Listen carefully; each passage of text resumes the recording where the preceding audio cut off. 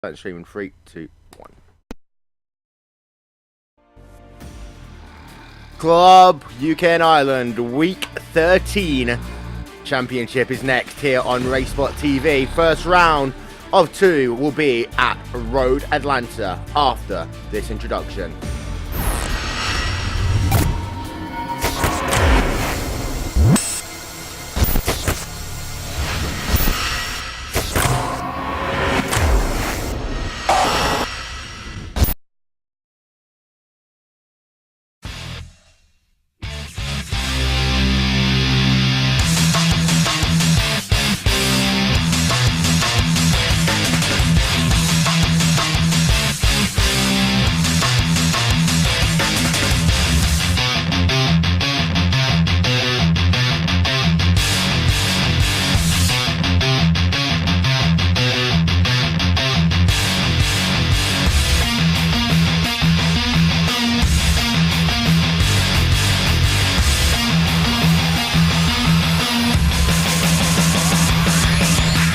Good evening, ladies and gentlemen. Welcome to the second Club UK and Ireland Week 13 Championship here on RaceSpotTV, brought to you by pitlanes.com and, of course, our good friends here at RaceSpotTV. Wolverhampton along with Rachel Whiteford, who will be with us in just a couple of moments' time as qualifications is underway here at Road Atlanta. We will get ourselves the time up on your screen in just about 1 second's time. As I say, we are here today at Road Atlanta. The qualifying times on the left-hand side of your screen. We are doing 2 races here today. One of them will be the road course at Road Atlanta, and then a little bit later on we will head ourselves over to the Oval as we get ourselves racing nationwide, because nationwide is, of course, on your side.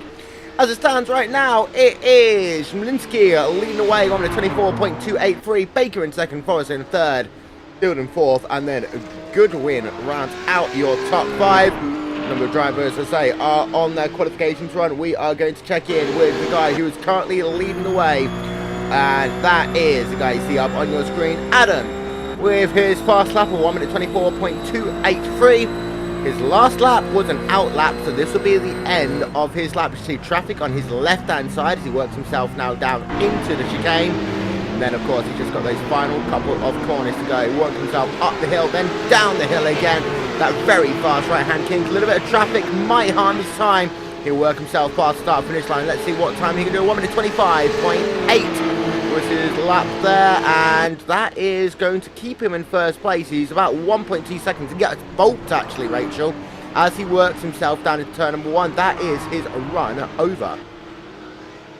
Yeah, good timing there from Adam Szymanski. He's really shown some form today. His practice laps I've been looking at have been all pretty consistent, running maybe the slowest 25-second line.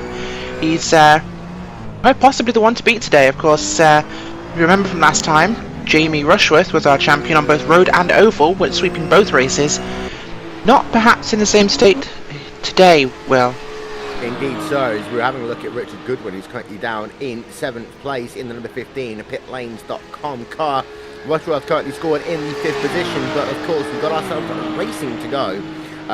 So qualifications only mean so much. Of course, Road Atlanta, it is a track where track position can be crucial, Rachel, as we go back along board with Goodwin as he works himself now out the final corner. Track position is useful, but it's not the be-all and end-all, because you've got a very long straight leading to the chicane. That's so true, Will. This course is a challenging technical mixture of different styles of racing. You've got fast drafting down the main straight, you've got twisty low-speed corners, and you've got some very high-speed corners too. This will challenge every discipline of the driver, and it will really show us who is actually the best, which is, I suppose, the point of this exercise. Well, yeah. But Jamie Rushworth had a brilliant run last week, of course, in the STC Black Cup, running as part of Movie Go Racing. And he showed he can definitely handle this course, but of course driving the McLaren that time, and he's now in the Porsche C-Spec, might be different, might be faster, might be slower. We don't know, but he certainly has a little bit more experience recently than a lot of these drivers. As Rushworth, in fact, just comes past the start finish line, currently sat in the 6th position. We'll work along board of him, as it looks as though actually he's going to pull his car off the racetrack. So we're not going to work along board of him at all. And what we will do, in fact, is we'll check in with Luke Ridgway in the number 80 car, as he's working himself in the back end of the racetrack down towards turn number 6. go on board with him. And his fastest lap today has been a 1 minute 25.1. Currently sat in 8th place, Rachel, on the racetrack. Got a little bit of work to do. He's about a second off the pace right now. Yeah, he is a bit off the pace. I think Luke Ridgway is one of our dark horses. On road courses, he has a lot of pace, especially with cars like the C-Specs. So I expect to see him move up a couple of spots during this actual race. Of course, like you said a minute ago, qualifying is not the be-all and end-all.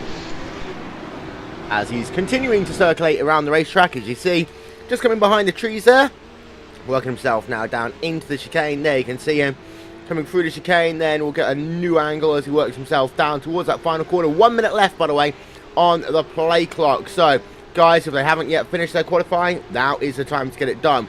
Of course, the way it works is if you do complete a time, as Ridgway actually does there, 1 minute 25.075, his fastest lap so far of the day. If you get yourself to the start or finish line in time, Rachel, you can actually then do another lap. What you do need to do though is make sure you get back in time, and it's going to be very busy these last couple of moments. Yeah, this is one of the exciting bits about open qualifying, of course. All these drivers on course at once, they can hold each other up, they can do it tactically, they can do it by accident, but it certainly makes things more interesting on the grid. Oh yes, it does. So there you can see a little bit of trouble down at the rear of the racetrack, and that was Simon Field actually going off the racetrack there. So his qualifying is completely done now, Rachel. We just seem to have lost Rachel there, but you can see Field off the racetrack, and that is his qualifying done. Graham Short working himself on the back end of the racetrack, but to let you know, there is your pole position driver as it stands. He's on pit road. He will not have the chance to complete qualifying. Baker is working himself on the racetrack right now, and it looks as though that his qualifying is actually done. He brings his car to the side of the road. Forrester in 3rd place. Can he do anything as he works himself onto turn number 6? Rachel Forrester is now really the only driver with a shot, but he's got a little bit of traffic ahead of him, and he's half a second off pace right now. Yeah, he does have a chance, but of course Jake's much more of an oval driver than a road driver. He is quite up front now, but I think it'll be important to see what he does overall in his total positioning. Never been the best qualifier, but definitely has a longer pace. As there you can see Forrester in the number 44 car working himself then down towards the chicane for what will be his final time in qualifying, and he's got about a half-second deficit to get rid of as he completely messes up the chicane there, Rachel. That's his qualifying done.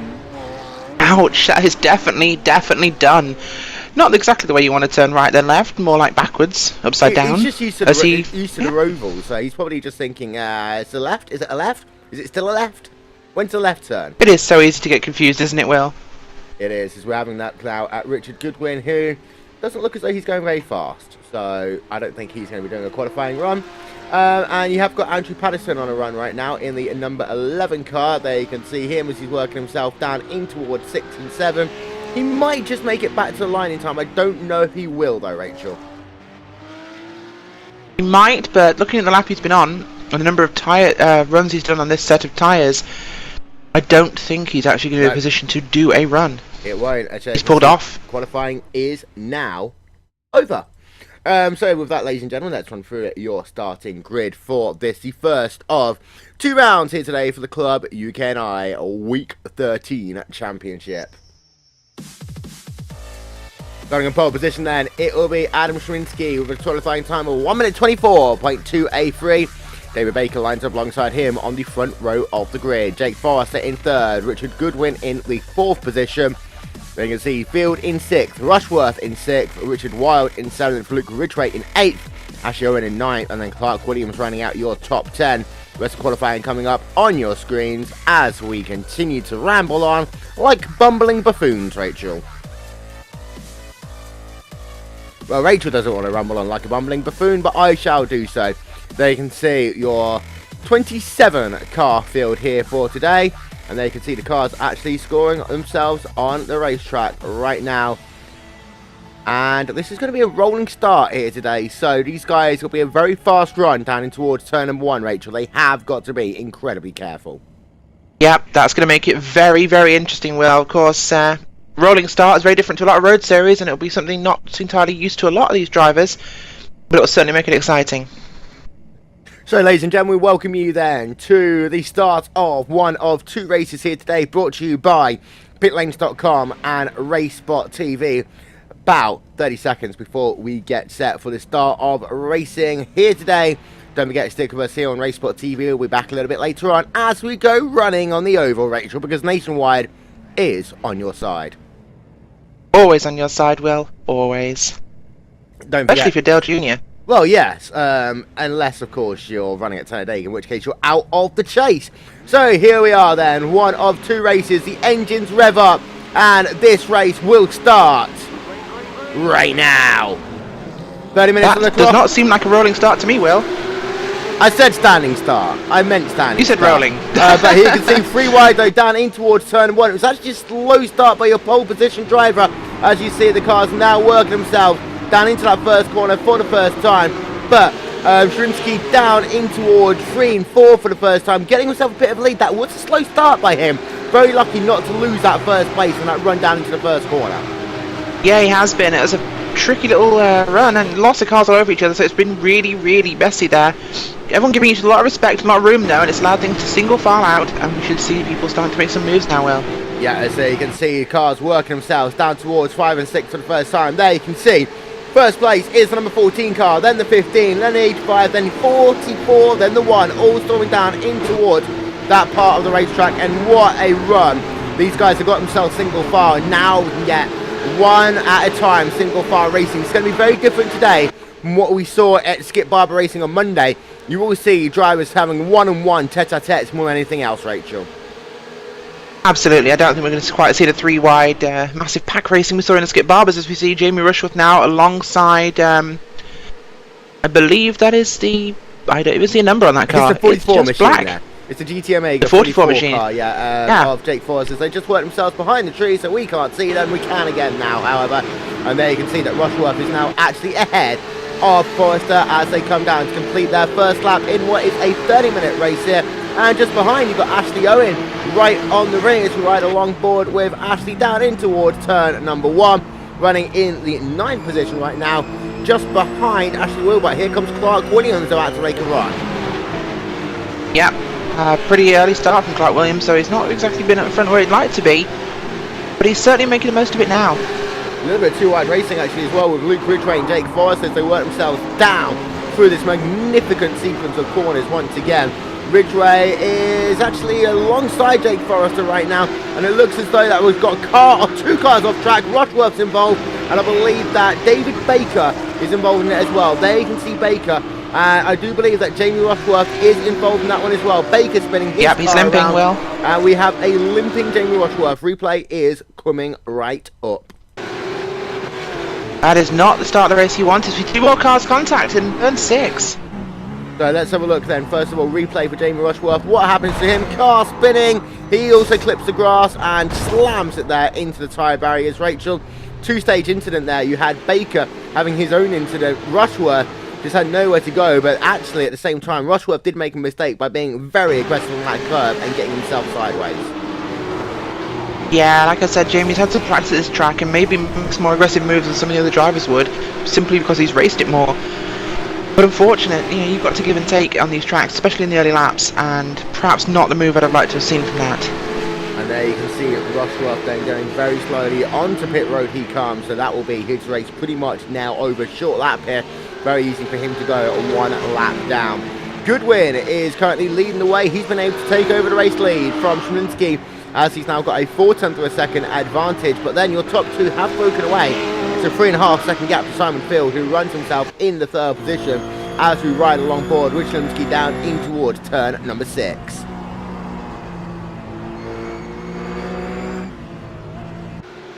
Coming out of turn 7 then, working himself down the back straight away, and Rachel does look at Schminsky as he has a good run this time by. Of course, he'll get that overspeed with the draft as they work themselves back down towards the chicane. It's going to be a case of, can he do anything with it? Well, yeah, he's in a perfect position right now. Well, he's right behind Richard Goodwin.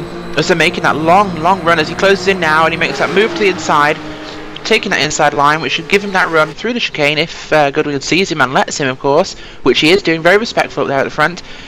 Textbook pass there, going down the inside. Yep, there he is. You've got Schminsky back up into 1st place, but you very easily can see this happen all race long, Rachel. If these guys continue to fight like this, of course, they are pulling away from the guys behind him. It could just be one-on-one throughout the rest of this race. In fact, Field, though, did go a little bit faster that last time by. He was the fastest guy on the racetrack by about a tenth of a second. So they can't fight too hard, because otherwise Field will come back into play. And Field himself has a 4-second advantage right now over Richard Wild, who runs in that 5th position. So 4th position. So Field's got nothing really to lose at this stage. No, he doesn't. He's only 3.3 seconds behind Richard Goodwin, so he's still very much within striking distance, as he can see them on the track. That'll make him drive that little bit faster. If they hold each other up any more than they are currently, he'll be all over them, and he could well take advantage of it. There you can see your leader, 2nd place. There is Simon Field. There you can see the gap he has behind him as well, as the gap is currently 4 seconds on the racetrack as we ride back along board of him then, as he works himself out of turn number 7, working himself down this back straightaway, Rachel. And the key corner here is the one coming up, the chicane. Get it right, you're onto a great end of the lap. Get it wrong, you're struggling all the way down the hill, and actually that affects your momentum all the way through turn number 1. Absolutely, as we saw previously with the onboard from Chemensky and Goodwin. You get behind it, get a good exit out of that corner, and have a good run down, as we see, I believe, Aaron Gearing's off. That's in the 1st sector. Now, but yeah, if you get a good run, and you can stay behind that car, you will get so much of a draft effect. It will pull you up, so you're right in the bumper, give that overspeed, you can position your car on the inside, run into that corner, and it can make everything work. But again, too much speed on the inside line, you can end your own race by running wide. There you can see replay, Gearing off of the racetrack down at turn number 2.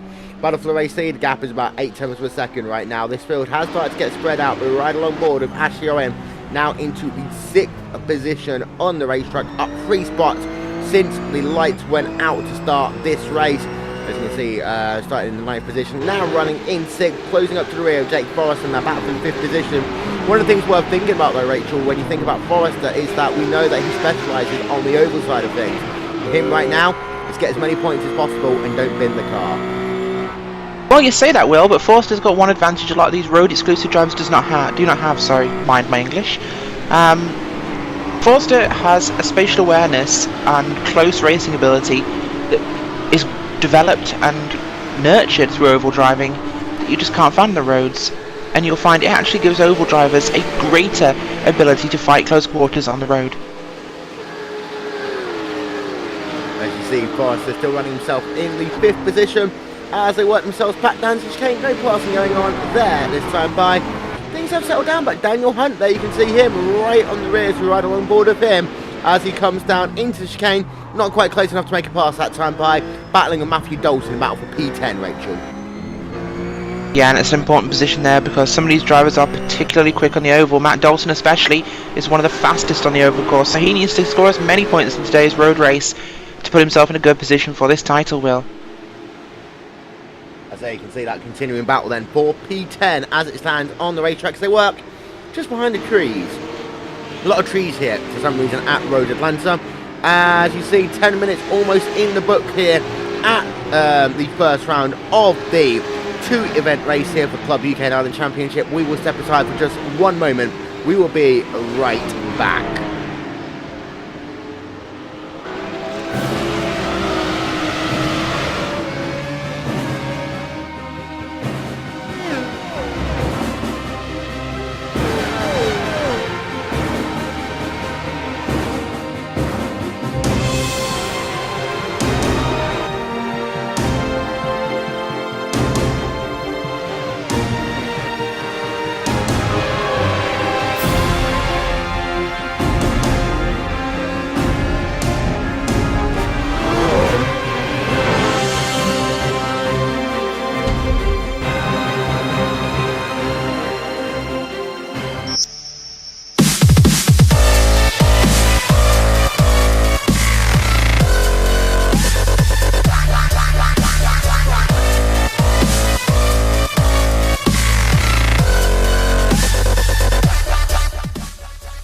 Getting close to 1/3 distance of the first round of the 2014 Season 3 Week 13 Championship here on RaceSpotTV, brought to you by pitlane.com. There you can see then your overall race leader as it stands, Adam Slimsky. There you can see just in the background is Richard Goodwin as we ride along board with him as we are, say, about 10 minutes in now, Rachel. Timed race. which means that these guys have got to be careful about the fuel. Although it's a short lap, very easy to get those calculations wrong. Be 1 lap under what you need. That is so true, and it's very easy to miscalculate, and that can end your race prematurely. But a lot of these guys have been practicing, putting a lot of time in, so let's hope everyone's got those numbers right. Just watching a bit of action on track here, Will. We have Ashley Owen, Richard Wilde, and Jake Forster, which is, I believe, 4th, 5th, and 6th on the racetrack, and they are close. They are. It's actually we ride along board with Owen in the 5th position, coming down in towards the chicane. Mighty close battles. They see 1, 2, 3, 4 cars. A little bit of a wiggle actually from Owen as they work themselves up the hill. They come back down the hill, and you can see it's mighty close. It's one of those cars actually coming on towards pit road. He's going to hit him. Oh, big trouble there. 2 cars off. 1 car came onto pit road, and there we are, Rachel. Pretty much game over for 2 drivers. The iRacing Marshals just looking there right now, not getting the flag out, thinking, what's just happened? Well, just looking at the replay, Will, I think the car of Richard Wilde just tried to carry far too much speed. That 70 car carried way too much speed in, lost his back end as he was trying to turn, and put him across the track. Nowhere for poor old Ashley Owen to go. Jake Forster there, the big winner, managing to sneak past the pair of them. Yep, and Luke Ridgway also making a miraculous escape. Yeah, driving balls going down on towards pit road. So here you can see them as they work themselves through the final corner. Wilde actually just catches a white line on the outside, then makes contact with Ashley, and both those cars classified as out of the race will get one more look on board then with Richard Wilde. The back end on his car just seems to step out mid-corner. It's definitely a loss of grip issue. Unfortunate, but he's been trying to keep Big Forster behind him and Ashley Owens. Actually, I've just noticed what he's saying. He definitely clipped that white line. He just didn't realise when the curve was actually going to end. I wonder if we can get a super slow-mo up on this to show exactly when it would have happened. We'll have a go, because it's some very weird camera angles, so it is difficult to find it. But if we slow it down right about here and have a look, there you can see just clutching that curb and then just spinning it around. At that point, there's nothing that Ashley could have done at all, because basically it's a single groove through there and the car is spinning, pretty much taking up the entire width of the racetrack. Yeah, as I'm saying, watching back on our super slow-mo, it just seems as though he realises the curb's ending and tries to tuck the car back over to the right a little too sharply, and it just breaks the traction. And poor Ashley Owens is an absolute passenger there. At the same time, I've just noticed that would he have had another issue, because guys in P2 isn't in P2 anymore. It's now Simon Field up into P2. Some drivers have made pit stops in the early going. Richard Goodwin and Luke Ridgway have already made a pit stop. But so we've got a little bit of a split strategy going on here. As now, as you can see, Field is running in second, but he is 5 seconds behind your overall race leader, Rachel. That is true, although I do know that Goodwin and Ridgway are teammates, so any strategy on their part will be one across the board. Of course, Schlemensky is a solo runner in this event. And I've just also heard a bit of news from our news from our pit reporter. Jamie Rushworth is now out. He was contacted by John Jarrett a couple of laps ago, and he is no longer running. As we're having a look then at Schlemensky coming down on towards pit road then to make a pit stop along with everyone else today. We have a pit reporter, Rachel. When did that happen? I believe you hired them last week, Will. Oh, okay. Am I paying them? No, don't worry. Good story that. As you can see, Schlemensky on towards pit road then. He's going to get himself topped up towards the end of this race. Pulling down the field. And one of the things with these pit stops is you've got to make sure you get the track position. 11.2 seconds out and away. Now, will he come out into traffic? I think he's actually just got himself a nice little gap, because you'll see Robert Plumley is right behind him. That's a really lucky break there for Schlemensky, because it can be very easy to come into a very big battle. Yeah, he's got himself out in a rather advantageous bit of track position, although he has got 2 cars battling ahead. They're not close enough yet to cause him a real problem, and he should be able to pick them off one at a time. But he works himself then down towards turn number 5. Your new race leader is Simon Field. There you can see him on the racetrack working himself down the back straightaway. Lap traffic is already coming into play, Rachel. So for Field, he might want to pit this time by, because one of those cars he should be able to get past before the end of this lap. The other one, I think, will be held up through turns 2, 3 and 4. Yeah, absolutely. He's going to get into a position now, with especially the first sector of this track. It's incredibly hard to pass lap traffic, as we saw in the SDC Black Cup, of course. And He needs to get himself out of that position, and the best way, as you say, is making his pit stop now.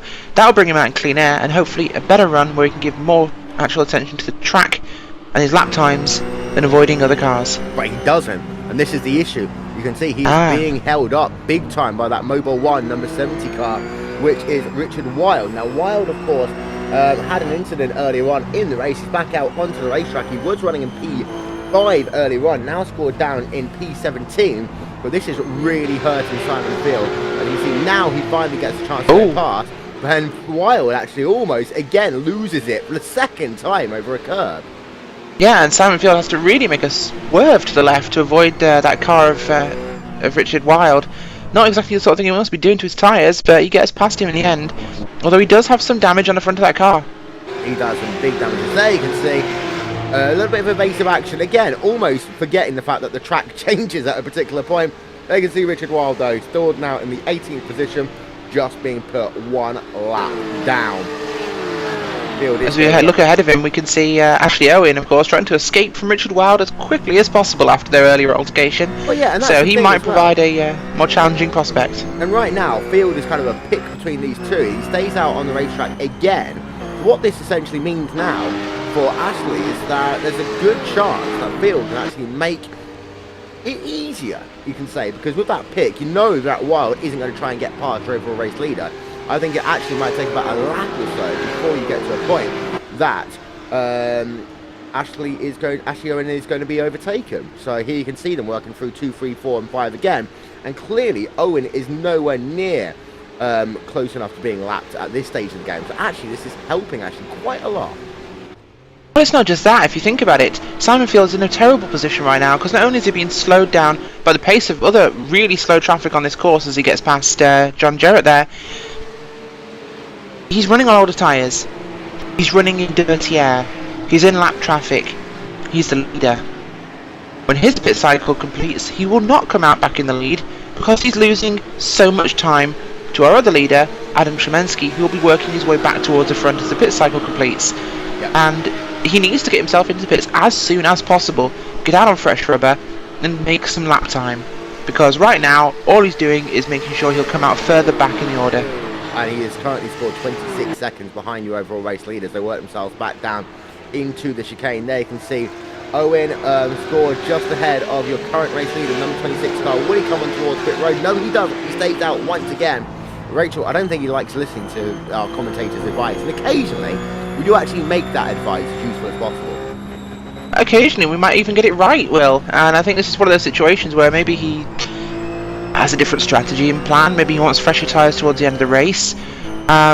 Maybe he knows he's not battling for the win. Maybe he's looking to secure a different position in more traffic where he thinks it'll be more important, as we see Richard Wilde diving off the track to mow the lawn behind him. Maybe he just doesn't realise he needs to make a pit stop and is staying out. But it's certainly going to be interesting to see where he filters back in the order. As Richard Wilde will get a replay of him going off. There you can see him going off, taking the scenic route here at Road Atlanta, back onto the racetrack. Just not the day that he would have wanted here today, as Simon Field is coming down onto past Ashley Owens. Ashley Owen and ahead. So now he's finally into clean air. That took him 3 laps to get past that lap traffic there. Yeah, that's a mess, Will, and it would have cost him so much time. So this, I think, that's the critical one. He is not going to get that track position back when the pit stop cycle completes. He has a 10-second advantage right now over Jake Forrester, who runs in the 2nd position as they come down towards the chicane once again. There you can see Forrester just working himself behind the trees, out of 7, down the back straightaway. Clark Williams is a further about 3 seconds back as we run through the top 5. Graham Short running himself in the 4th position. And then Shalimsky right now running himself in the 5th spot. It is actually Shalimsky in the 5th position. Our timing and scoring will update itself at the line.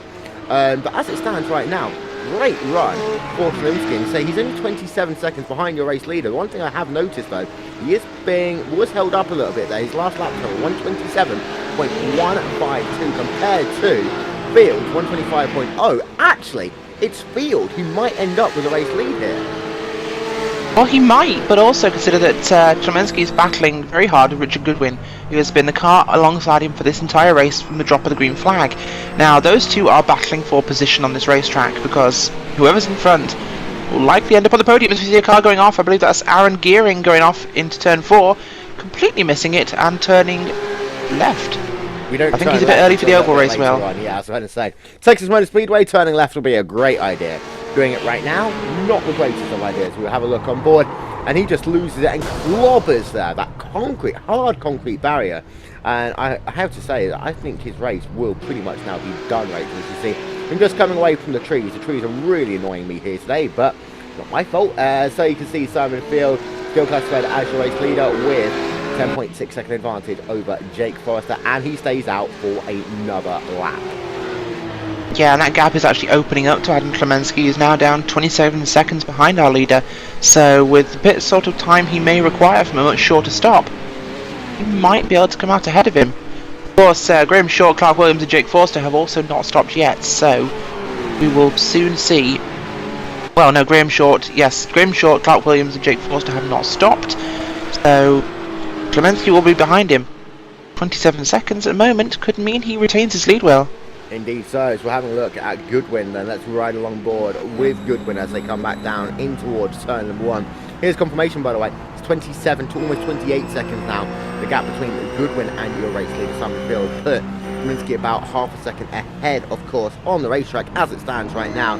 Goodwin working himself through 3, 4 and 5, what a beautiful section of racetrack this is. It is, and I tell you what, Rich Goodwin has pulled a brilliant race today, staying right with Klemensky throughout the entire race, keeping him honest. In fact, right now as you see him coming out of that final part, the twisty section, he runs wide as we do cars off on the left, but Goodwin is all over Klemensky like a tramp on chips.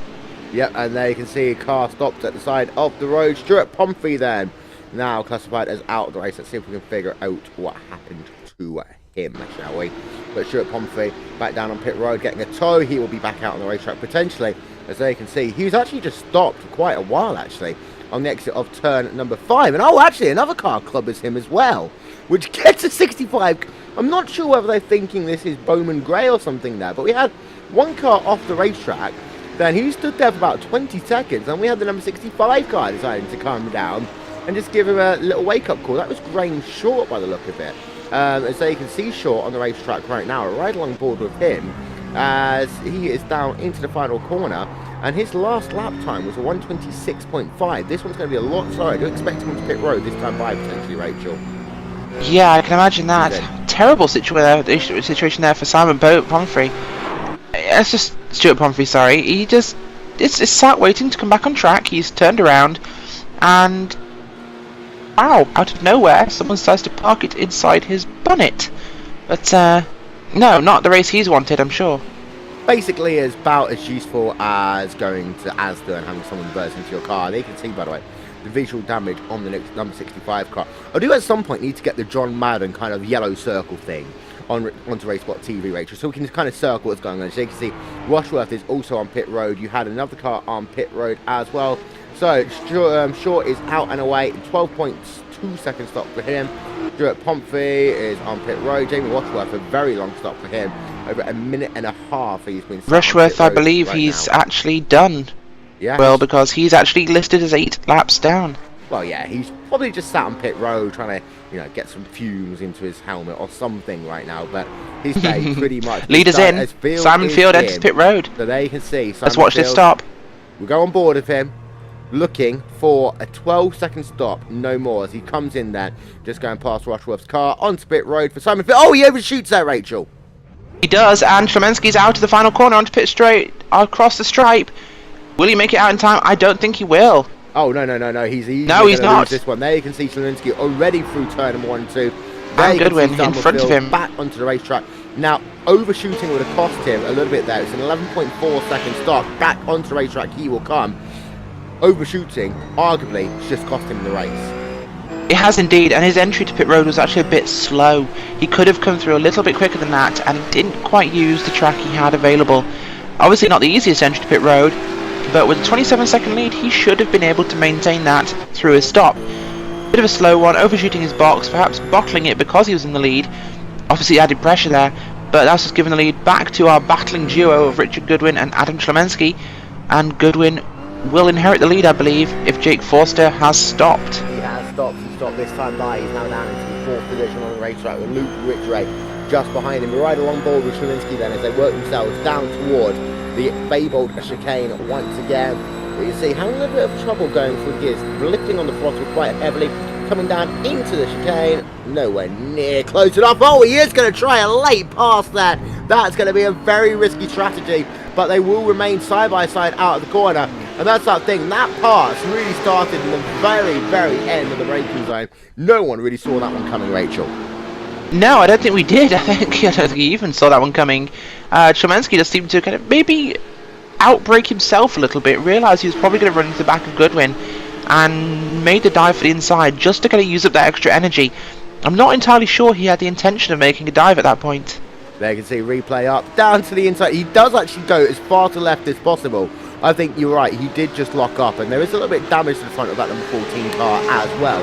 Just noticed that on the replay as well. So going back to live coverage then, Goodwin still leads, but it is exactly a half-second gap right now. So there you can visually see it, Rachel. 4/10 of a second. Yeah, exactly, and the difference between the early stops of Goodwin and Shlemensky is now being shown as we see Simon Field recovering to third place, charging back through this field, right up behind him now. Yeah, 1.2 seconds is the gap between Field and your overall race leader. We ride back along board then with Adam Shlemensky. 4 minutes left on the clock. That will equate to about 3 laps on the racetrack. Shlemensky's going to go to the outside then as they work themselves down into the chicane. Who will be the last of the late breakers? Shlemensky's going to have to go on the high line. There you can see he's actually ahead. He can cut across. Shlemensky goes back to the race lead. Yes, he does, and I believe we actually have Jamie Rushworth here for an interview. Well, oh, yes, indeed we have, as we've got side-by-side racing still. So Shlemensky's not going to have to hold on. John, the outside, you don't try and pass in that final corner. The number 15 car does it. What a pass there, Rachel. Brilliant move, brilliant recovery there from Goodwin. When he was passed into the entry to the corner by Chomensky, I thought that was over, but Goodwin brings it back in absolutely epic style, and Field looks ready to take on Shlemensky. We'll get a word of Jamie Rushworth in just 1 moment's time as we're having a look on board then. That was a pass on the outside of the final corner. It is a very rare occasion that you see one of them happen at Road Atlanta. We'll get one more look of it as Richard Goodwin bottles it, he's off. Shlemensky's looking down, he's outside, running down to turn 5. He's going to have the outside run on the outside line. Will he be clear? No, Goodwin's stuck on the inside. He's going to bring it through the corner. Field's now looking after Shlemensky after his rather wasteful run on the outside. Goodwin recovers it, but early trip onto that gravel on the exit of turn 4, Will. Yeah, and there we can see a look of it then. Off onto the gravel, you can see onto the curb. That gave that number 14 car Shlemensky the opportunity to try and have a look, but he had to go to the outside. Didn't quite get clear as they came down well into the corner, and this is some great scrapping for your battle for the race lead. It's actually now a 3-horse race. We'll go back to live footage right here, but this is mighty close. You've got side-by-side action almost there, where Shlemensky is now back ahead of Goodwin, but Simon Field is right there as well. 3 drivers, 2 minutes left on the play clock. This is going to be the 2-lap warning this time by, and you've got now 3 cars separated by less than 1 second on the racetrack. So right on board with the car at the rear of that field, that is Simon Field as it stands right now. Right, Rachel, he is only half a second away from taking victory. He is, and he's on much newer tyres, Will, so that will give him a serious advantage in this car.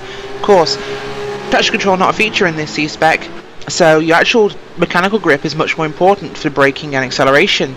So fresh tyres mean a lot of extra grip for him, as we see Goodwin and Shlemensky both running very wide in the fast corners because they have so much less left.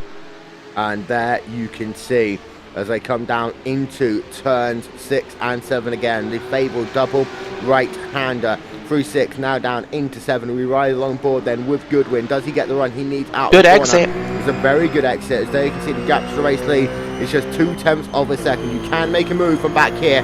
1 minute 20 left. Next time by, we will see the white flag here at Road Atlanta. Will Goodwin try and blink now? Will he go to the outside, the inside? He goes down to the inside. This is the battle for the overall race lead, and of course, if Goodwin makes it complete this pass and Imsky doesn't give him the position, this could allow Field back into the action. And there you can see Field's now got the opportunity to do the over-under as Goodwin is now to the race lead. And there you can see Field, he is right there in the mix. This time by white flag in the air. 1 more lap to go, Rachel. Yeah, as we see poor old Richard Wild smoking on the inside of the start-finish line there. his race could well be over. Yeah, 3-horse race into the end of this race. I think Goodwin is in pretty good shape, but him and Shlemensky on pretty old tyres. Simon Field, I believe, at the back of the list in the number 26 car. Much better tyres, but he hasn't got the position. Shlemensky in these last 9 laps might end up actually having to defend more than he attacks. It is always the case of, do you attack or do you play defence? They work themselves out of 5, down onto this very short straightaway again. We'll have a look from the rear then of Richard Goodwin. There you can see the damage to the number 14 cars. They come down in toward turn number 6 and 7. I'll tell you who got a very good run. It was Simon Field, but he got bulked actually in the centre of the corner. 3-horse race, you can see already Shleminski's getting a good run. He's going to be almost bump drafting. He goes down to the inside already. Checkered flag will be out this time by. Here comes Shleminski. He will have to run, but then Goodwin, we know he can make that move coming down into the final corner. This is the look then back from Shleminski as they come down. They're going to go 3 wide. They are going to go 3 wide, Rachel. We thought we wouldn't see this, and they almost made contact down into the corner. They all made contact. They've all gone off. Simon Field's going to win. Field, wow. Oh my god, that wasn't exactly the finish we wanted to see from this. That was awful. Simon Field averts disaster, coming from 3rd at the start of the final lap. He will take victory in the first of today's races here at Road Atlanta in the craziest of circumstances, Rachel. Absolutely. I think we can get a replay coming of this of the running that chicane. I believe it's Shlemensky that's moved across on Goodwin to try and get an entry to that corner and has turned himself around his nose. Of course, Field hitting the edge of Goodwin, spinning him up nearly upside down into the gravel. And yeah, that's more excitement than I think a few of those guys would have wanted. Yeah, we'll get another look at it then. We will slow it down, see exactly what happened. And so you can see them work themselves down towards that final corner, going 3 wide. Let's slow it down for you. And there you see about there, 14 car coming across, trying to find a line into the corner. It all goes wrong. Field gets a little bit of damage, but he is able to hold on. And there you can see Field taking evasive action through the chicane, but he hangs on to take victory here in what I had to say was a wild, crazy finish to this race. I think, yeah, I agree. As much as I think that Shlemensky did come across, I think the biggest problem here is that I don't think Shlemensky expected Field to have taken it 3 wide. I think he thought Goodwin had more room to move across, that he could squeeze Goodwin across a little bit and force him to give him a line into the corner. But not quite anticipating that 3rd car. Yeah, I think you're probably right there, Rachel. As we get ourselves a super slow-mo replay then of 2 drivers just losing out on victory. By the way, Shleminski comes home in the... Well, my timing scoring is completely messed up. I'll need to have a look at that one in just one moment's time. But 3rd place for me. 3rd place for him. Goodwin does finish in the top 5 as well. It wasn't a race-ending crash, and thankfully it was at the last lap of the race, so they had enough time to just storm themselves back on. Here you can see Shleminski, there you can see Goodwin. They both work themselves out the final corner, and it's Goodwin who takes 2nd. There you can see Shleminski just able to hold on to 3rd place. He had a driver running down to his inside in that final corner. Rachel, we don't often see finishes like that. You know, a couple of weeks ago, Will, I would have agreed with you, but having seen finishes like that in the Skip Barber series within the UK Club in the last 2 weeks, I think we're starting to come to expect it from our drivers. Yes, I completely agree. There you can see then your race results on the first of today's races. Simon Field claiming victory by what is 4.4 seconds over Richard Goodwin. Of course, don't forget Field came into that final lap 1 second back.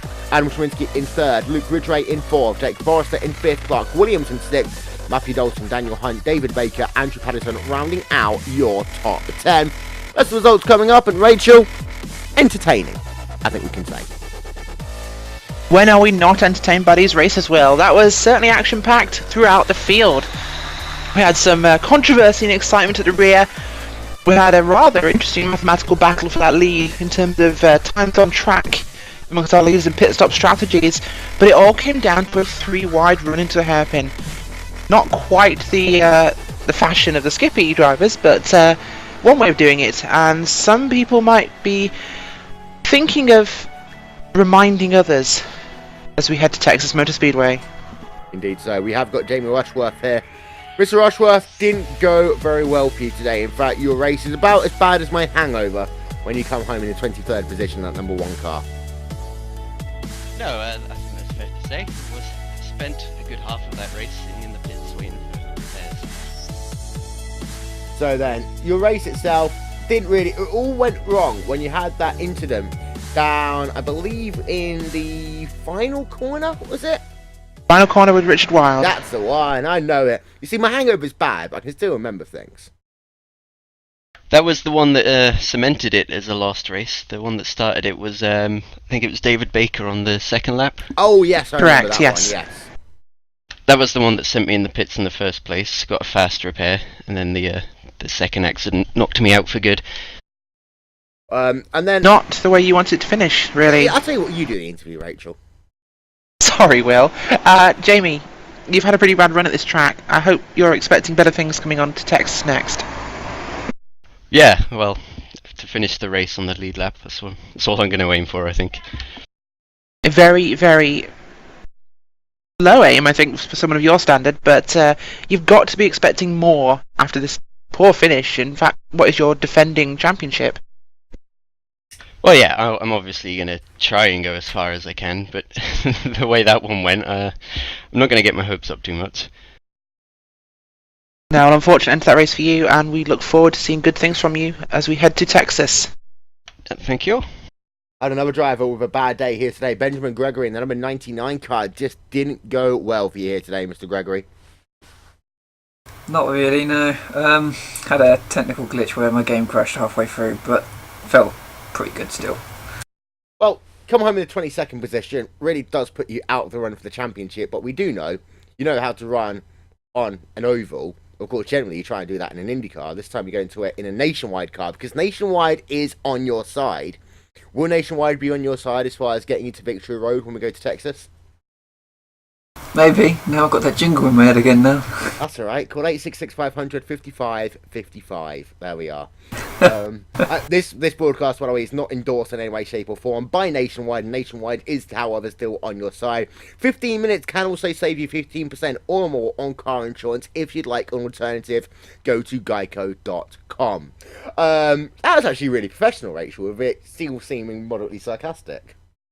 It was moderately sarcastic, but 15 minutes will also be the amount of time before we're back with coverage at Texas, Will. There we are. There was a link in there somewhere and you found it. Well done, Rachel. Are we going to stay on air or are we and just talk, or are we going to go off air? What are we doing? I don't know, it's up to you, Will. Of course, I'm more than happy to stay on air. We can just talk rubbish for the next 15 minutes, but... To be fair, we've been talking rubbish for the last 45 minutes, because as we alluded to, I'm moderately hungover after what was basically a 6-hour train journey for something that should... Sorry, 6-hour journey for something that should take 35 minutes. Not the best situation with the good old British transport in the autumn, Will. Yes, London Midland. Always a great idea to travel on London Midland under any circumstance. Travel with London Midland because they are the best train company in the world. No sarcasm there intended at all. But yeah, it was a 6-hour train journey. Then a hangover, waking up late for work this morning, coming back from work late. Yeah, how's your day been? Not quite as bad as yours, I think. Fairly reasonable day in the office from 9 till 5 as usual. What a way to earn a living. Exactly, we can get some Dolly Parton going right there. Yeah. But no, slaving over my graphics tablet as always. It's a never-ending cycle. Might be of use very quickly to do one of those really crazy sponsorship plugs. So what we're going to do... Ladies and gentlemen, don't forget, on the 1st and 2nd of November, join myself, Will Vinson, Oscar Hardwick, Rachel Wrightford, and the entire gang of RaceSpotTV for the inaugural 24 Hours of Spa on the iRacing.com service. Oscar and I are going to do the entire 24 hours raising money for Alzheimer's Association and Action for ME. We've got a bunch of people joining us over the course of the 24 hours, so make sure you check us out on November 1st and 2nd, preluded by the first round of the 2014 iRacing.com Pro Series of Road Racing. It is the 24 Hours of Spa. How was that, Rachel? I think that was a pretty good link. But of course, 24 hours of Spa would not be possible without the recent build to iRacing, Will. Yes. They actually brought it out. You know what? I was really worried at one point that they weren't going to bring it out and I'd have to be refunding people money, which is a never good idea, trying to refund people money. But yeah. No, it's been a reasonable build. A lot of people have maybe some issues in some parts, not as much as they'd want, but we got 3 new pieces of content. We got Gateway Motorsports Park, which of course at the moment only includes the oval, but will include the road course when they fix a few tweaks. We got the Ford GT3 car, which of course is a rebuild for the GT3 class, one of the most popular series in iRacing, and the long-awaited, lauded Holden Commodore car of the future for the V8 supercars. Yep, that's going to have some great racing on it. In fact, my job tonight is to try and drive up a mountain and drive back down it without crashing.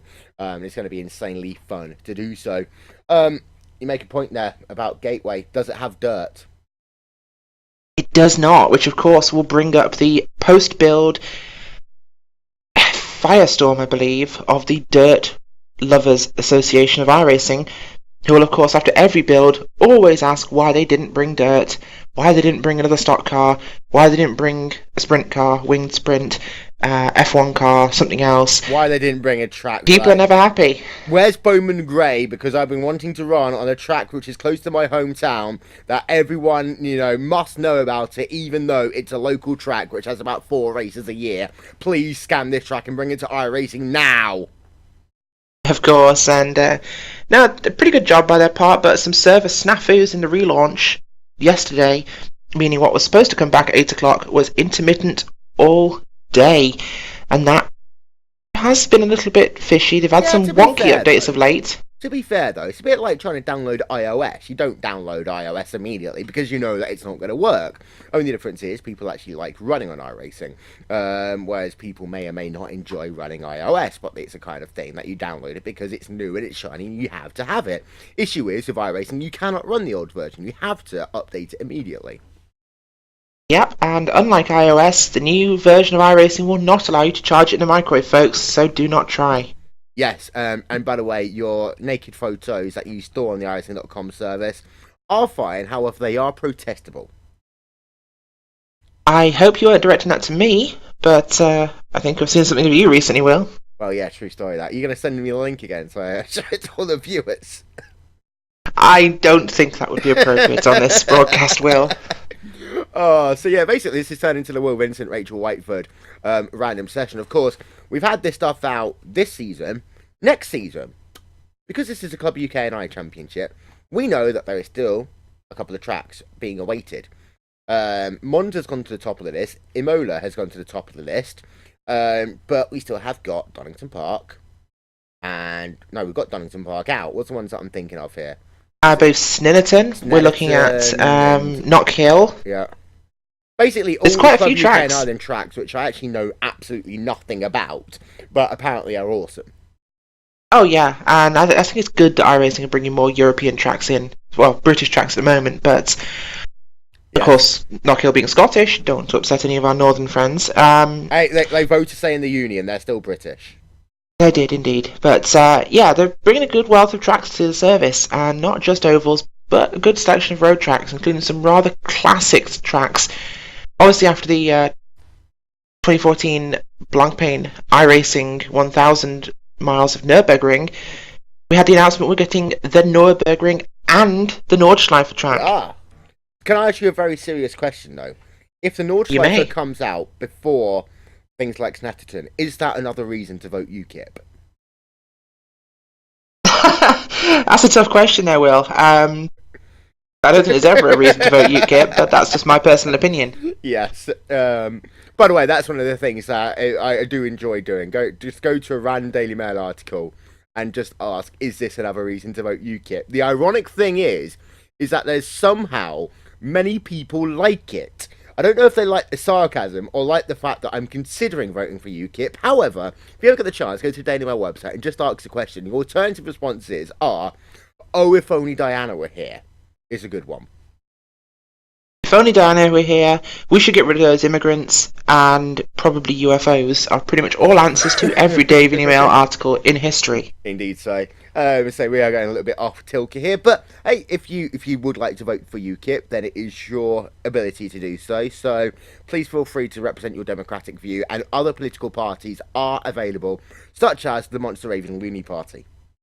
You know what? I was just going to bring them up, Will. Of course, they're the parties sometimes actually get my vote, although I do take my politics very seriously, so... So do they? Yes. Oh, of course they do. Very, very seriously and very loony fashion. Is this a RaceSpotTV broadcast? This is an ad-lib version of Have I Got News For You?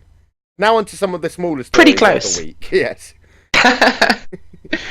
Okay, we've got, what, 2 minutes before we go to Oval Land?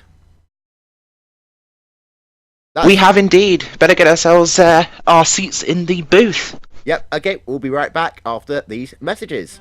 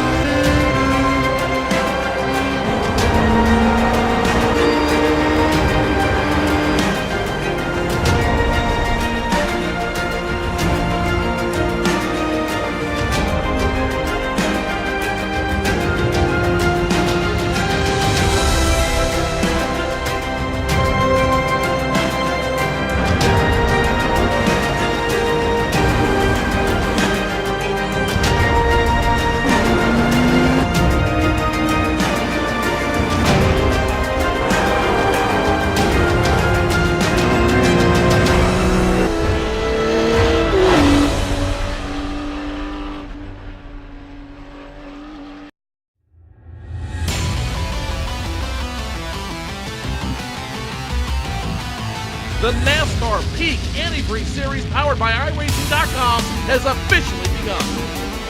It's all in control of Brad Davies in that 11 machine. Green flag flies. He's damn near banged up though. Now the 93 is going to push the 4 of Brian Day all the way up the wall. 4 wide down the super stretch point in the turn. And now the 93, 39, the 3 machine goes around. Big trouble in the back. It's the race to the win up front. Look behind him. They're 3 and 4 wide, trying to make a push to the front as the field gains speed in turn number 1. Kenny Humphrey, if he can rip it back to the start finish line, will win here at Daytona. 7 laps to go. Oh, As you Brad love it, Davies, here we go. You love it. The 1 gets around, the 5 gets around. Big jump for first place.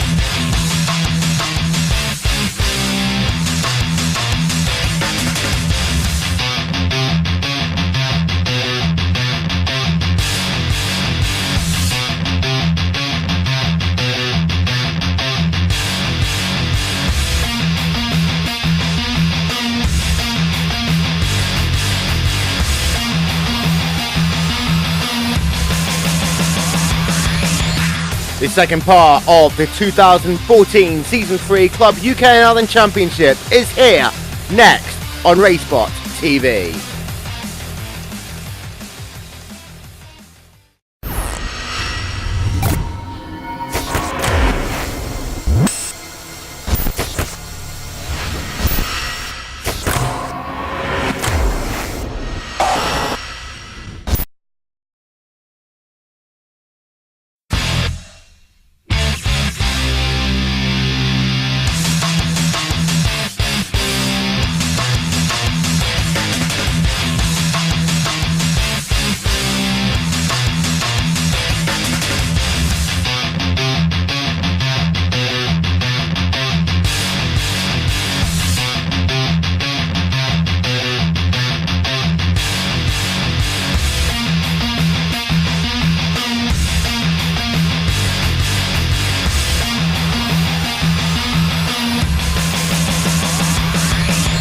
Well, ladies and gentlemen, good evening. Welcome to the second part of today's coverage of the Club UK and Ireland Championship here on RaceSpotTV, brought to you by PitLanes.com.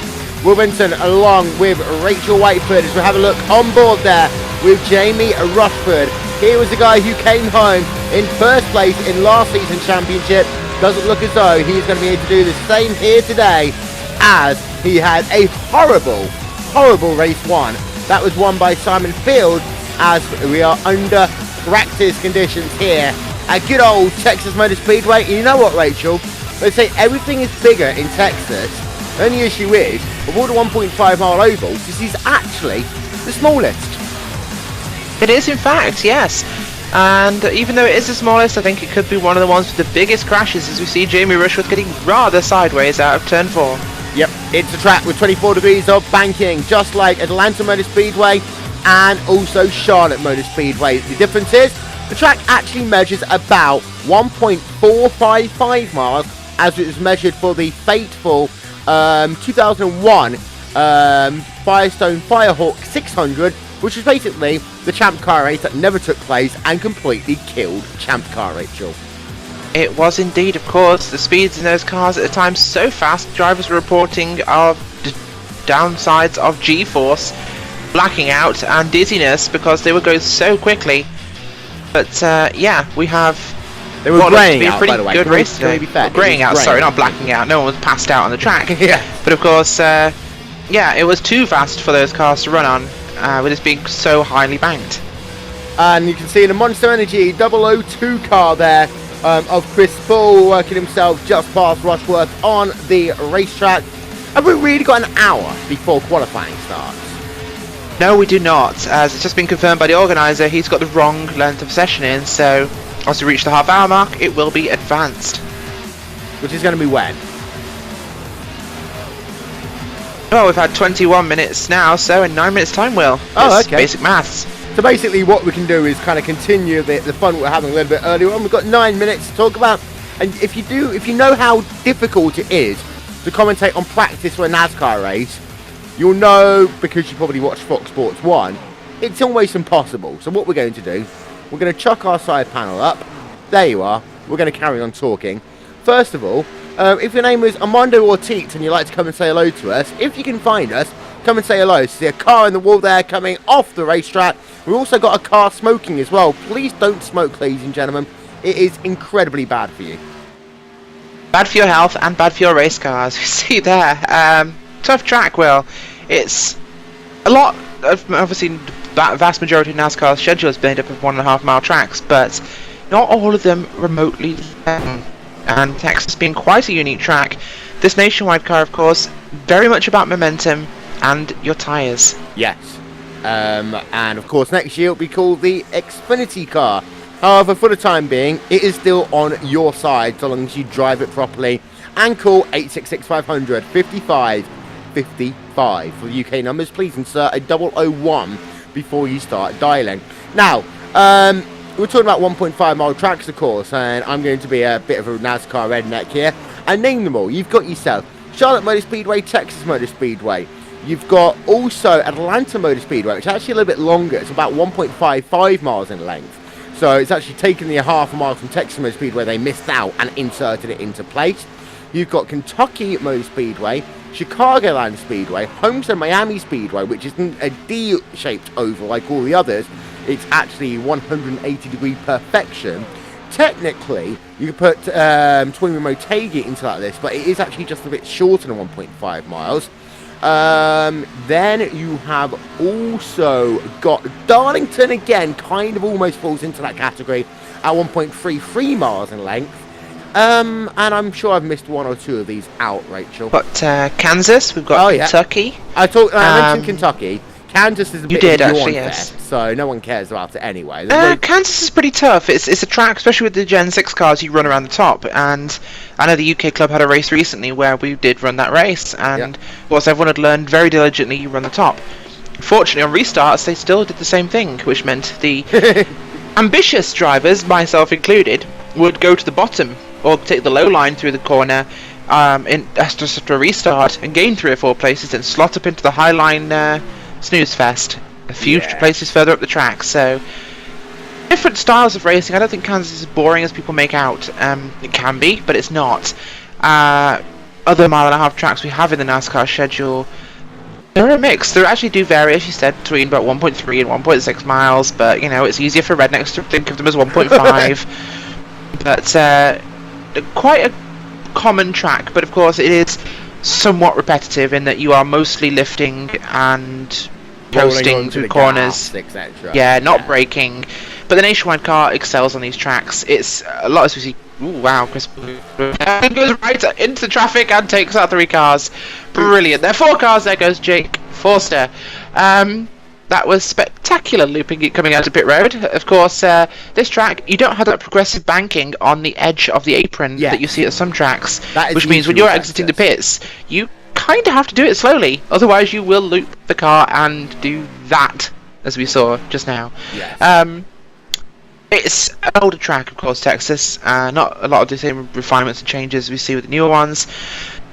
But it's a difficult track on your tyres because you've got 2 very distinct corners. You've got 1 and 2 are quite fast. You've got a very decent amount of banking. It's steeper than 3 and 4 are lower, which means different lines to the corners. Of course, with Nationwide cars, you maintain your momentum. That's how you go fast. But sometimes maintaining that momentum is not exactly conducive to looking after your tyres. So with the changes we've seen to our racing, I think it's not going to be inconceivable that we do not see the fastest person on track win this race, because he or she who can look after their tyres the best will come home first, and a lot of these Nationwide races will. Indeed so. By the way, ladies and gentlemen, if you are watching what we like to call here on RaceSpotTV, the new slideshow model, we are recording this, so we will upload it separately to YouTube, so you will have a glorious broadcast in full, at least 29.95 frames per second. Get a couple of super slow-mos then. Super. I'm a commentator, Rachel. I can't even talk in straight sentences today. What's wrong with me? I don't know. It could probably be the hangover. Yeah, don't mention the hangover. I mentioned it once, but I think I got away with it. Sorry, I shouldn't mention your hangover. Oh dear, sorry. Oops. That's okay. You were the one, to be fair, you mentioned my hangover. I mentioned the fact that as we were going live, you're munching away on breakfast. Well, I didn't mention it. You're the one that decided to bring it up. Because I came from work, I made my dinner, and I came to commentate these races for you, the viewer, without thinking of my own dietary requirements or, comfort. I came here first, and that's why you might have thought I was a little quiet at the start of the broadcast, but yeah, you were also the one that brought up your naked pictures, Will, so that's on you, I'm afraid. Well, yeah, that's one that you made yesterday, though, to be fair. It was a good one. To be fair, though, to quote Nigel Farage again, at least you're in your right place when you came onto the broadcast. Again, please don't take anything that I say literally. Why are we quoting Nigel Farage? Because you're Garage. No comment. No comment. It should be Nigel Farage, because if he's British, it's a garage, not a garage. Yes. Maybe he's secretly if he's American. Not foreign, as he's married to a German, which is ironic for a racist. Yes. English nationalist married to a German with a multinational child. Yes. Of course, they're still white, so it's probably okay by his standards. However, if you want something truly British, check out the 303 car of Andrew Paddison. Bisto. Can you get much more British than Bisto? Yes, because you've got the PG Tips car. In fact, Bisto and PG Tips going side by side. This is a match made in heaven. This is a side to NASCAR we have not seen in a long time, and I think I could stand to see a UK&I Club NASCAR Championship with British sponsors on the cars. Would be hilarious. Rather than Lowe's, we have the Wix car. Rather than Home Depot, we can have the Home Base. And we've got Dollar General, can now be the Poundland car. I think it would be a brilliant exercise in comedy if we could end up with, unfortunately, if this is to be an idea, we'll end up with me painting them all. Yeah. But the same scheme, same designs, but with the British equivalents of those shops on their cars or brands, I think would be brilliant. Oh yeah, can we actually get the Poundland car split in 3 ways? A bit like the BAR 1999 car, with Poundland, Pound World, and 99p store just sandwiched in the middle. Probably could be at some point. There we are. But yeah, lots of options there, and that'd be quite amusing, I think, and some options for myself in future paint schemes. But no, it's times are looking pretty good at the moment. We have obviously a fastest of Ollie Peacock running a 30.225 with Jake Forster 0.2 of a second behind him and a 30.430. Of course, Jake Forster actually managed to put that time earlier in practice before the session, as we see someone spinning and killing somebody else. Turn 2! Trouble in turn 2! Right now, right now. NASCAR, right now. Yeah, Earnhardt. Yes, that does sound slightly erotic when you say Earnhardt after one after the other. Sorry. Sort of thrusting noise that rednecks make.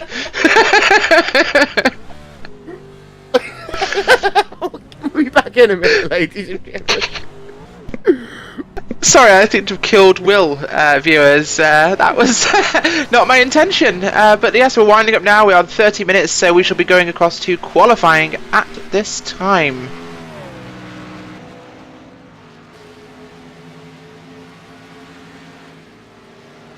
Okay. I think Will's fixed himself again after his giggle fit, but we are now getting ourselves ready for this qualifying session. Indeed we are. To start for the UK&I Week 13 Championship round at Texas Motor Speedway. Yep, so we've got a number of cars. We've got ourselves on track with Sir Ryan Lettermore on the number 29 car. There you can see him, and he's fast. That was a 30.606, working himself out of corner number 4, down towards the start of finish line. And next up, he's going to make a turn to the left as he comes down in towards turn number 1. You see working himself there, nice left-hand turn as he works himself through turn 1 and 2. Now he's going to unwind that wheel, go straight and hit the wall. Yeah, he went straight a little too early. I mean, NASCAR is a real skill to learn, especially these 1.5 mile tracks. You've got to turn left and you've got to go straight and go fast, but getting it all in the right order is more challenging than it would seem. Yes. Let's see if we can find an example of someone doing it well. There you can see Jake Forrester in the number 44 car bringing his car out onto the racetrack. And there you can see, Bisto. Can Bisto do it as we work along board with him? He's going straight. He's about to turn left down in towards turn number 3 and 4. Here he comes. He's turning left. He's still turning left, Rachel. He'll come out of the corner. He still turns left. And now he'll go straight and then make 2 very small left-hand turns. He will go straight, but he's been targeted by the, target car, the number 14 behind him, of Adam Chemensky. Do we think we're going to see some sort of last race rivalry coming between Adam Chemensky, Richard Goodwin, and our friend Simon Field?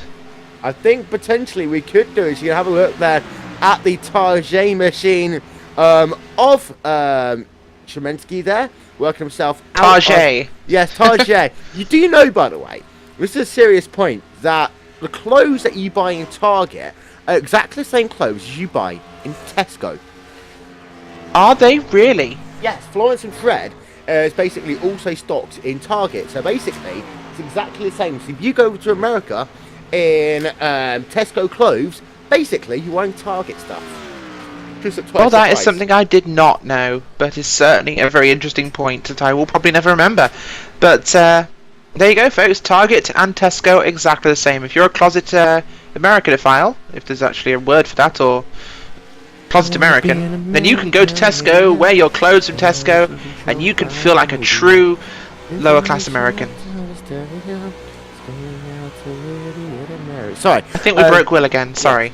There you can see Benjamin Gregory in the number 99 car as he continues to circulate on the race. Are we going to start qualifying yet? Or is this like one of those ESPN? Believe it's just like one of we those were told. ESPN breaks that, you know, it's actually going to take about 5 hours longer than they expect it to be. Yep, I think it is. There's probably a squirrel on track, but we just heard from the session host that they are advancing the session, and apparently he's chosen not to. So, I don't know, Will. There we are. go. It's over. As we speak, it's been advanced, and all those people heading out on track will feel very jilted. Yep. So they can see the Monster Energy car, the UK version of that. Would that just be Nescafe? I suppose it would be. Yeah. Although Monster Energy, of course, sold at the UK, so you can always have the Red Bull car or the Tesco kit car. There you go. Yeah, there we are. The Tesco. In fact, there is a Tesco. Someone has a Tesco value car. Luke Ridgway. Yes, Luke Ridgway has a Tesco value car.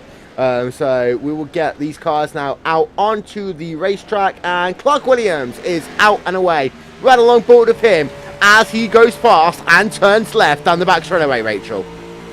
That he does, yes. Clark Williams, of course, going fast and turning left. Let's not forget, though, folks, NASCAR, every little helps. Yeah, as they work themselves now out of turn number 3 and 4. And let's work ourselves then down towards the start-finish line. Amanda Ortiz, if you'd like to come and commentate, you have to find us first. We're hidden away on some magical TeamSpeak server. Rachel will give you the details if you ask her very nicely. As cars will start getting themselves qualifying laps up on the board in just one moment's time. Looking there, you can see one of the cars, and there you can see another one. That is Neil Thompson, by the power of magic. We ride along board with him as he turns left through turn number 3 and 4.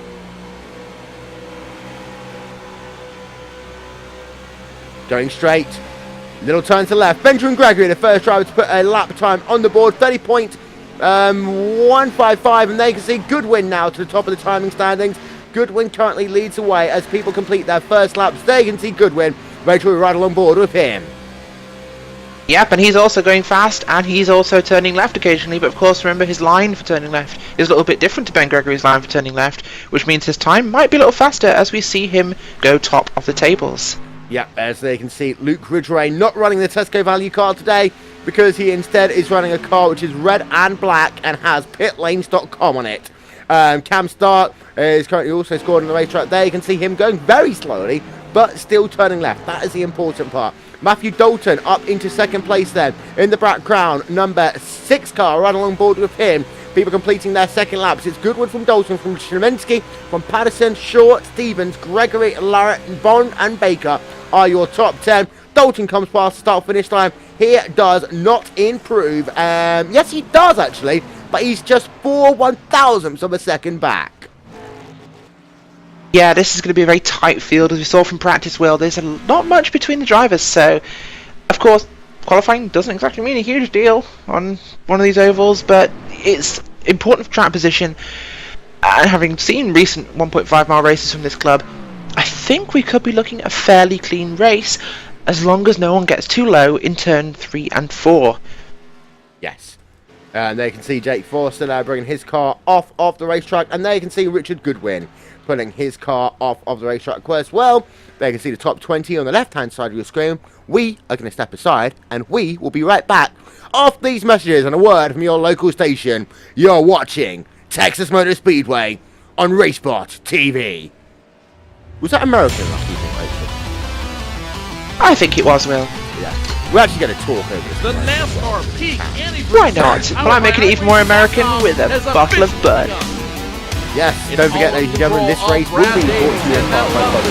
Green flag flies. He's banged up though. Down to 93. He's going to push the Commercial. You've got some American commentary. It's actually no. With Tim Terry, it's not American commentary. It's Canadian commentary. Of course, Canadian commentary. And Moose. Yeah, so basically every second word is for Apologise, viewers, if Will Vincent sounds like a robot right now, but appears to be having some technical difficulties, so stay with us.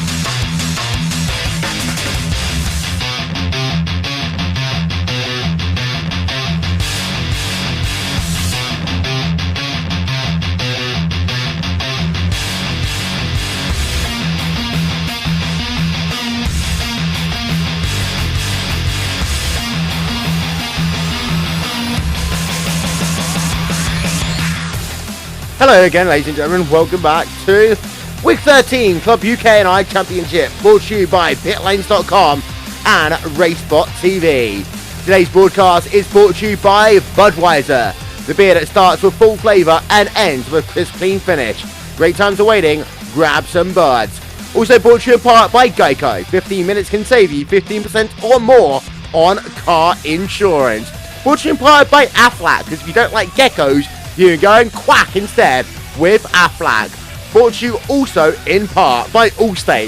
If you don't like geckos or quacking duck things, then you can get an Allstate agent, which is actually narrated by an actor. Allstate, have you got your life in good hands? And this race is brought to you by Will Vincent, Rachel Whiteford here on RaceSpotTV, and finally by Chick-fil-A. Eat more chicken. This broadcast, by the way, is not brought to you in part by any of those people, just for legal content. Got that? Of course, no. Did like the one, of course, before with Budweiser a bit. Starts with full flavour, ends with a crisp, clean finish, unlike our race at Red Atlanta will. Yes, do you think we're going to get a little bit of good old NASCAR beating and banging? I certainly hope so. Well, ladies and gentlemen, it's time for your command. Now to hand the trackside. Brought to you today by the driver, the person who starred in the hit series Phone Jacker, the one, the only, George Atataquengo. Good afternoon, sirs and madams. It is now time to say, gentlemen, start your engines. Ladies, start your engines. And give us your account numbers and sort codes. So then there we go, the command start your engines given by George Atataquengo. We actually brought him into the studio for that one, folks. He has been paid in full from your account. So then you can see the iRacing.com first safety car. Let's get a look then at your starting grid as the cars roll around on their pace lap as they learn how to turn left and go fast. Here is your starting grid. Not for the Club UK and I Skippy Championship, it's for Week 13 racing. Oopsie daisy. Jamie Rushworth will be starting today on pole position. Is he? Really? Yes, he is, in fact. Yes, he is. Jamie Rushworth, also on commercial, got himself into pole position. Richard Goodwin in second. Matthew Dalton third. Adam Shalinsky in the fourth spot. Then we'll just randomly talk over the grid. Rachel Patterson, Field, Wild, Short, Stevens, Gregory are your top 10. Yep, and we have behind him in 11th place Ollie Peacock, John Jarrett, Laura Bond, David E. Baker, Ashley Owen, Robert Plumley, Jake Forster, starting way back from where we'd expect, Chris Bull, Ryan Littlemore, Clark Williams in 20th place, Michael A. Jones, Steve Richardson, Daniel Hunt, Neil Thompson, Luke Ridgway, Martin Green, Stuart Pomfrey, Cam Stark, rounding out your field of 28 drivers, Will. Indeed so. We've got plenty of onboards for you here today. We've got one with Cam Stark, Richard Goodwin, we've got one also with a number of other drivers. Chris Ball, they can see starting in the 8th position. Martin Green running in the 11th spots here today. We've got an onboard of Ryan Littlemore in the Apex Racing UK car. And we've also got one with Adam Shleminski, who will be starting this race here today. Pace car is in about 5 seconds time. We get set to go racing at Texas Motor Speedway. This race will start right now. Good, can get away there at the front of the pack, Will. Yep, they work themselves down into turn 1 and 2 for the first time, and your first couple of cars all working it through okay. Two wide racing down the fields. We ride along board with Robert Plumley in the number 16 car. Bit of a scrum forming at the back as we still have cars too wide running down the back straight, Will. John Jarrett is too wide with the number 4 car of, believe that is... I can't even tell. They've got big numbers. They've got big numbers on the side of their cars, Rachel. But you they still do can't indeed. tell. Jake Forster's moving his way up rather swiftly now as he makes the pass on the 15 car of Ashley Owen. Looking now at the back of the 32 car of Laura Bond. Yep, as they work themselves once again through turn numbers 1 and 2, and there you can see Jake Forrester on your screen moving himself up positions. We ride along board with him then on the outside line. Jake Forrester getting past the PG Tips car. No, not PG Tips car. I completely take that back. Work himself past the number 44 car. No, that is the number 44 car. Well, Okay, final time. Welcome to South Past number 15 car as they come past into turn number 1 and 2 again. I'm blaming this We all are on highly you. organised here at RaceSpotTV, folks. Yes, RaceSpotTV, we're bloody awesome. We can see we're completed now 2.5 laps, and Forrester still remains side by side. Will not be able to get that pass complete. Yes, he does. Moves himself up in position, but falling back a little bit from Ryan Littlemore. Out front, there you can see your race leader having a look from the rear of him, and there's the gap to Goodwin. It is about 0.2 of a second as they come back down in towards turn number 1 and 2. But Goodwin is starting to really push now, Rachel. In fact, he's going to try and look down to the inside as they come down into 3 and 4. He is, and Adam Tremensky's going to put him on the outside of him with that target car, although the number 6 of Matt Dalton, one of our oval pros, if anything. Really quick driver and consistent. He's falling back a little bit, of course, starting 3rd place, now back in 4th, but he's always been a driver that likes to look after his tyres well, so I can imagine we'll see him lose 1 or 2 spots in the early running, but look for him to come back towards the end of this run. Oh, Caution is out for the first time. So we've got our first caution of the day. Who is it? I can't tell. Yes, you can see Neil Thompson. He's kind of exploded a little bit. He has indeed. That's the number 80 machine of Neil Thompson. Oh, Luke Ridgway, sorry. That's Luke Ridgway is dead, unfortunately. Yes, he's not actually physically dead, but he's close to it. As there you can see Neil Thompson. We don't actually get a view there. We can see Neil Thompson spinning his car off the racetrack, slamming it into the inside safety barrier. There you can see the lights on the pace car. That means it's going to come out onto the racetrack. Yes, it is, as the leader will pick him up in the, well, towards turn 2 at the moment. This early caution, Will, we're only 6 laps into this 80-lap race. Maybe this is an omen of slightly more to come. Of course, as we know, cautions breed cautions. Not a good start for a few drivers. Indeed, cautions breed cautions. Cautions also breed ad breaks.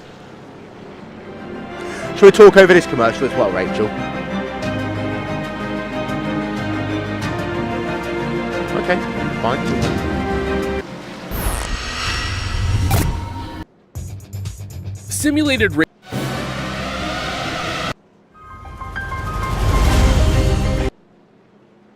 So then, ladies and gentlemen, welcome back to Texas Motor Speedway. That was how you can show 6 adverts in 30 seconds. Of course, don't forget, 15 minutes can save you 15% or more on your car insurance. They can indeed. Geckos, Ducks, and Allstate agents, Nationwide. Mayhem, Nationwide, of course. We are in a Nationwide car. Nationwide is on your side. Call 001 866 500 55 55. You do love plugging Nationwide, don't you, Will? I do, yeah. Until the end of the season. I'm not going to plug Comcast / NBC though. All they do. I tell you what, the Xfinity series is certainly going to be a bit of a mouthful. Yes, especially for, I mean, thank God we've not got Marty Reid in it anymore, because he really would get his tongue twisted. But you can see Richardson on pit road getting some fresh tyres, topping himself up with fuel. The number 24 car is just going to breeze past him, and that is Cam Stark for a 16-second stop, just coming out in front. Now you can see the multicoloured car of Ellis Stevens coming back out onto the racetrack as well. Apologies to anyone who actually has retinas who have now just had them burnt. Yeah, that's a typical car Ellis Stevens like to drive, and it's certainly hard to miss on the racetrack for sure. So I hear obviously Nationwide's changing its name, the Xfinity series. I heard rumours that the Sprint Cup was changing name as well, Will. What? Well, I believe Sprint has been bought by T-Mobile, so there's a fairly good chance it could soon be a pink T-Mobile Cup.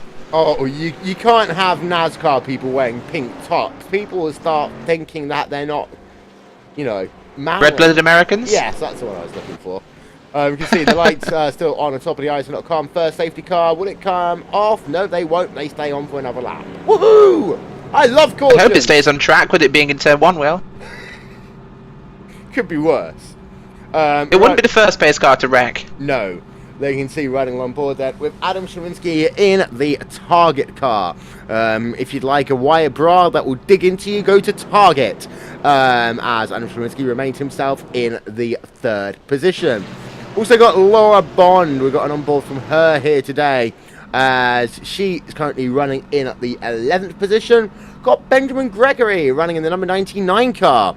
If he could hear us, he could have been our in-race supporter, but I think he's actually popped off the Target under this caution to go and get himself a wire underbra, Rachel. I'm not even sure how you know that Target bras dig into you, Will. Comedy. I'm not even going to ask that question. American comedians. American comedians, there we go. Yes. Of course, Will is our resident transplanted American. He was born in a different country, but his heart lies in America. Yes. But I do still like my Bisto, and there you can see the Bisto car getting some more much-loved airtime in the number 303 machine, because everyone does love Bisto. If you don't like Bisto, there's a good chance you actually like gasoline instead, which would be a perfect thing if you are in the number 26 car, because it's got the ExxonMobil car on it, as there we can see. Yeah, we have two cars in the race today sporting rather interesting film liveries. Of course, the ExxonMobil car, driven by Rowdy Burns from the film Days of Thunder, and we also have the number 158, driven by Martin Green, wearing the City Chevrolet logo of Cold Trickle. There we are. Let's have a look. Let's have a look.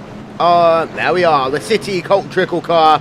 We all know that one, and it's still as green and yellow as it always was, Rachel. Absolutely, very, very bright car, but still, brilliant film, even though it was Top Gun with NASCAR.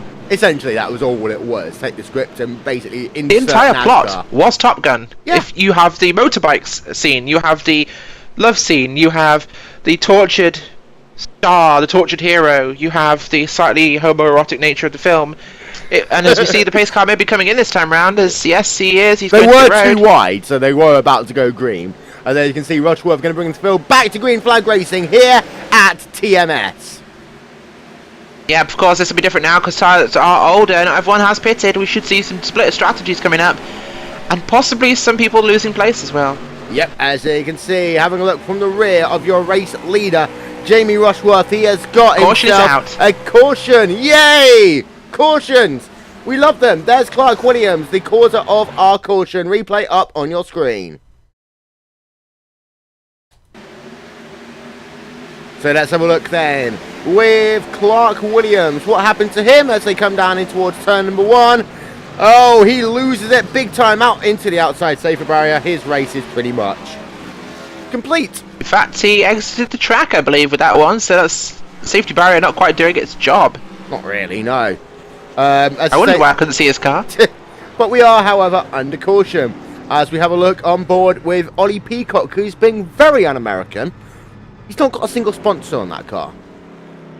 Absolutely, how very un-American. It could almost be Kimi Räikkönen back in Nationwide. Yes. You know, what would happen is no one actually knows that Finnish people like all sorts of things, so they would not give me a sponsorship or anything at all. Laura Bond, as you can see, not there, has got Toys R Us, because there is a magical place, Rachel, and we are on our way there. Yes, exactly. It's called Lap Certainly 12. very, well, yeah, it's a characteristic paint scheme on that car of Laura Bond. Certainly one of the most interesting ones to race against on the track. Yes. There's Toys in a Million all under one roof. It's called the iRacing.com General Forums. Oh god, yes it is. A place to avoid this week, of course, being week 13. Although, folks, if you'd like something entertaining to do with your time, and you have half an hour spare, I would seriously recommend spectating the iRacing Week 13 Rookie Legends Series Bottom Split, because you will laugh your behind into next month. So then, continuing coverage of the Club UK and Ireland Week 13 Championship, brought to you by pitlanes.com and RaceSpotTV. We'll come back after these messages and a word from your local station. You're watching NASCAR Racing on RaceSpotTV.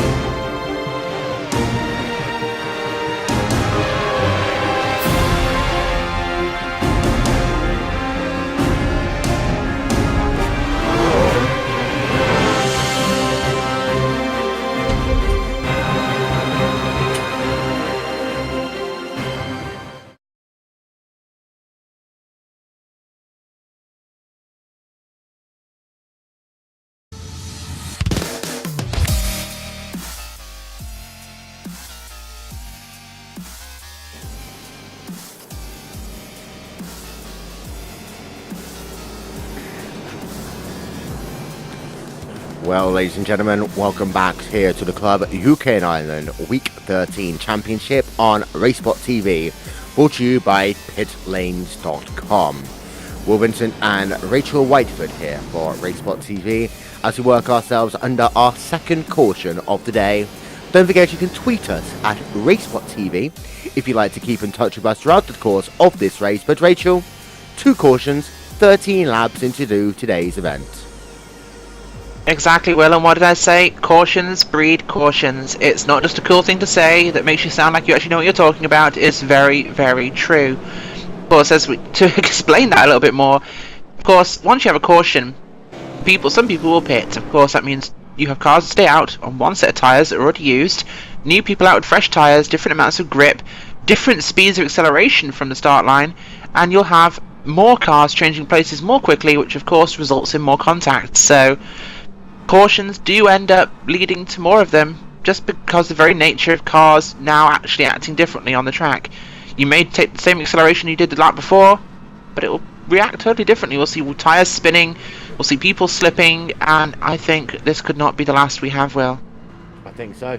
As we're riding along board then with Ollie Peacock, who actually's got a little mark on his windshield. Do you think that's going to hurt him in the downforce levels throughout the course of this race? Oh, terrible hold up for him there. Of course, a scratch on his windscreen is going to cause massive amounts of drag, and his sponsors will not be pleased. He'll therefore receive a slowdown penalty, I'm sure. Yep, there you can see though your race leader, Jamie Rushford, he's had a pretty much faultless race so far. He just needs to make sure he keeps his, what's the word I'm looking for, restarts good. He needs to keep his restarts good. Yes, indeed. Of course, we see Matt Dalton slipped another place down to 5th on the track, but of course that means he's now on the inside line, which for turns 1 and 2 is a big benefit. We see next to him in 6th place Ben Gregory, who we had in the booth earlier. Yeah, this is exactly where his strategy will come into play. He's got a much better long-run car than the others, and that gives him an added benefit. So let's see what happens on this restart as the safety car has the road. Control switches to the Jamie Rushworth, and he's away. This restart is brought to you by Bud Light. Here we go.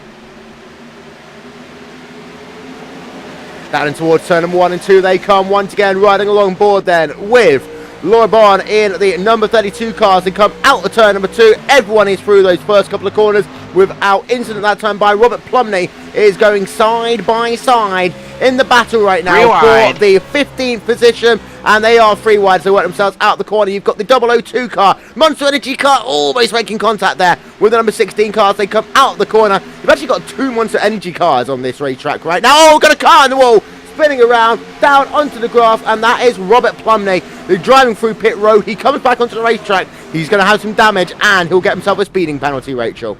That he will. Not exactly the race Plumley wanted for this one, but unfortunate series of events, Will. That's going to mean no caution as he's on the infield. Bad luck for him there. Yep, so let's get a look then from Plumley, just smacking into the safer barrier on the outside. I think he forgot to do that little left turn there, Rachel. Yeah, like we said, turning left is almost as important as going fast here in NASCAR. Having a check in for this battle for the race lead, and there you can see it's about 1/10 of a second to ride along board then with Adam Shrimsky coming down the back straightaway. Got a couple of laps now, green under our belt, and this means for these front guys, tyre fall off will now be a bit of a critical factor. It will, exactly, and we've had none of the leaders pitting, so they're all on similar ages of tyres. Seeing a bigger gap now as Klawensky's chasing down Rushworth, but of course that's going to hurt his tyres more than it will the others, so I don't think it'll be long before we see him fall back towards Goodwin and Dalton. Ryan Littlemore's on pit road then, getting himself some fresh tyres, and as you can see, a little bit of damage to that race car. He is classified for the time being as multiple laps down, as he will eventually come back out onto the racetrack, but a long stop for him. Matthew Dalton riding along board with him. Battle for 4th position on the racetrack. He's got Richard Goodwin just ahead of him in 3rd place right now, and a good run off the corner that time by for Dalton. Yeah, great exit from turn 4. One of the biggest passing opportunities on this track, of course, is out of that final turn as we look at him going down the inside of Richard Goodwin there. You get it right. It's high. Side by side in the battle for side by side, yes. Of course, trying to mix up our different languages of broadcast here, but 26 car of Simon Field also having a look there at Goodwin, who's given him that place. And now we see the Exxon car moving up to 4th place on the racetrack. Third place, Matt Dalton recovering his starting position. Now we see Klemensky make a dive as we see Jamie's hit the wall. Oh no, Jamie Rush was Rushworth. slow. Yeah, he's falling down the field. We'll get ourselves a replay of that. Hopefully. There you can see that this is the exit of corner number 4. Coming up the track, smashes the outside barrier, and that allows the number 14 car to go to the race lead, Rachel. We'll get another look from on board, and he is now down into 3rd place. It's very easy to understeer into that corner, as we see the 26 car making a move on Rushworth as well. Yeah, it's very easy if you get the exit wrong on that corner to really run up into the outside wall, as he does, but great job to keep hold of it, to keep it on the track, as we saw Plumley a couple of laps earlier doing the same thing, but going for a trip on the grass. Yep, well, so Jamie Rushworth then is getting his Darlington stripes as he's down into the 3rd position, and also he's got now the 52 car going side by side in that battle for the 4th position. They are too wide, too deep out of corner number 4. Yeah, Rushworth not willing to give up that place, of course. A little bit of damage isn't a huge hindrance here at Texas. If he's willing to settle back and give a couple of spots, he could run his tyres better. Obviously give up a little bit of speed, but he'll then come back later in the race. Hopefully with an option to fix it when he makes a stop. But as we see now, Klemensky's now up front on his own, with Matt Dalton in 2nd place in 0.4 of a second behind him. Working ourselves now on lap number 22. Jake Forrester, he's moving up through the field. He started this race here today in the 17th position, now running in the 9th but push drafting the 99. Yeah, bump drafting Gregory through the front straight away, trying to get him a little bit loose. They come down into 1, then he tries to highline. Jake Forrester looking to gain up positions right on board with him. Yeah, but he's looking on the outside now, Gregory, and the 4 of Peacock, as he sticks over behind that 99. Maybe see him bump draft him again as he goes from the outside. Of course, Forster really likes running the middle line in turn 4, as we see him dropping low here, trying to find a way past these guys. Car very loose out of 4 if you stay as low as you possibly can, which could be a real worry at this track. As we see him nose to tail here, as he's going to have a look at the inside. No, he's backing out. He knows his place. He knows he doesn't want to make it too wide too early. Tapping Gregory a little bit on the rear there. Maybe a move out my way notice, but getting action backed, Will. I was going to say, is that we are Club UK&I drivers. Is that a, excuse me, fine sir, would you please allow me to go ahead of you onto the racetrack, or is that a good old NASCAR? If you cut across me again, I'm going to wreck you. I believe that's if you cut across me, I'll wreck you, mate, as a few of them would say. But yeah, Forster getting a little loose in turn 4 there. As I said, if you go too low, that car is horrifically loose. As he gets round on the underside, Gregory willingly gives that place, it seems, not wanting to be love tapped again by Forster. Although now coming under threat from the 15 behind him of Ashley Owen, as he goes right down to the bottom. Forster now clean to run his line and try and catch Peacock. Yeah, it's riding along board then with Benjamin Gregory in the number 99 car. There you can see, we'll get our rotating camera around, and you can see that you've got just in the background there the Monster Energy car, but Benjamin Gregory continues to run in the 9th place on the racetrack. Adam Shalinsky still leads the way, but he's got Matthew Dalton just 1/10 of a second back to ride along board with Dalton. Oh, a little bit of contact for the wall there for the 14 car. This allows Dalton down to the inside. Dalton takes the race lead. Yeah, that's exactly what Dalton wants. He likes to push people into making a mistake and giving him places. Of course, Klemensky will not be able to hold on to him with a little bit of damage on that car, as he will just continue running his exact same speeds, and that Black Crown car will just sail away into the lead, looking after those tyres, running his corners, backing them up, and just running that long run pace, hoping we don't get another caution. Adam Patterson, Jamie Rushworth going side by side as they battle for position on the racetrack. Rushworth looking mighty loose out of that corner.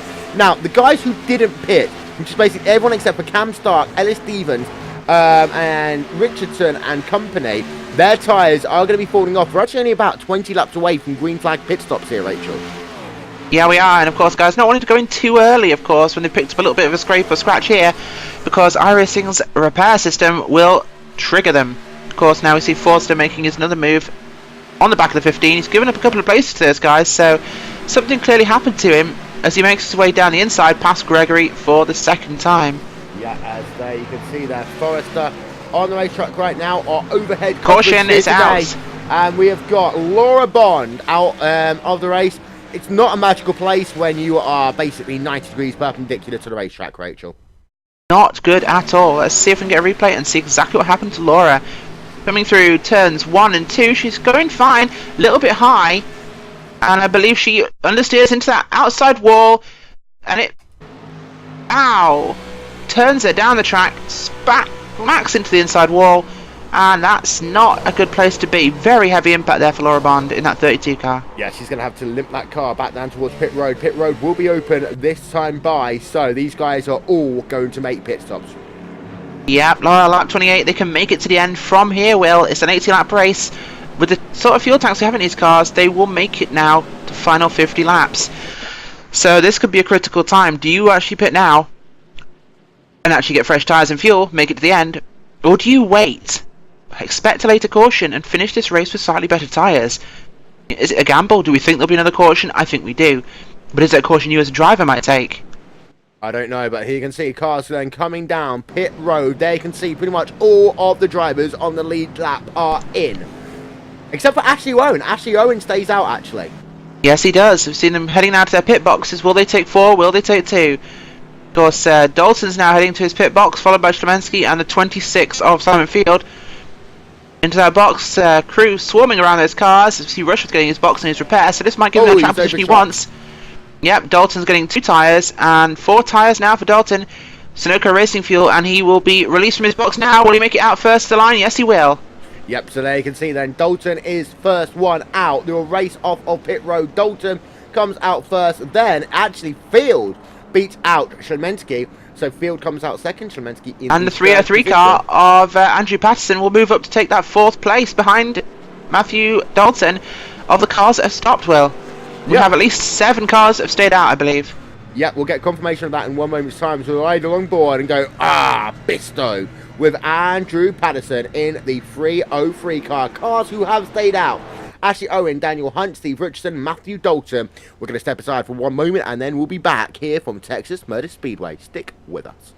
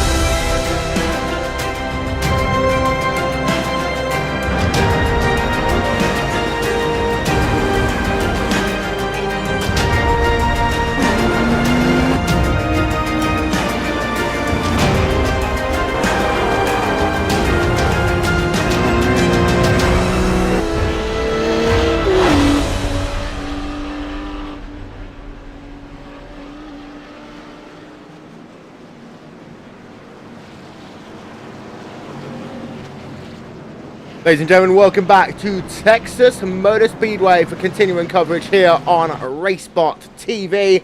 And we say we've got a couple of cars who have stayed out on the racetrack. One of them is this guy here, Rachel. It is Ashley Owen. And I'm going to get our highlighter pen out because I have actually just downloaded one. If you see here on the left-hand side of the screen, he's got the issue that actually he's got a lot of dirt on his wheel, which is making things very difficult for him right now.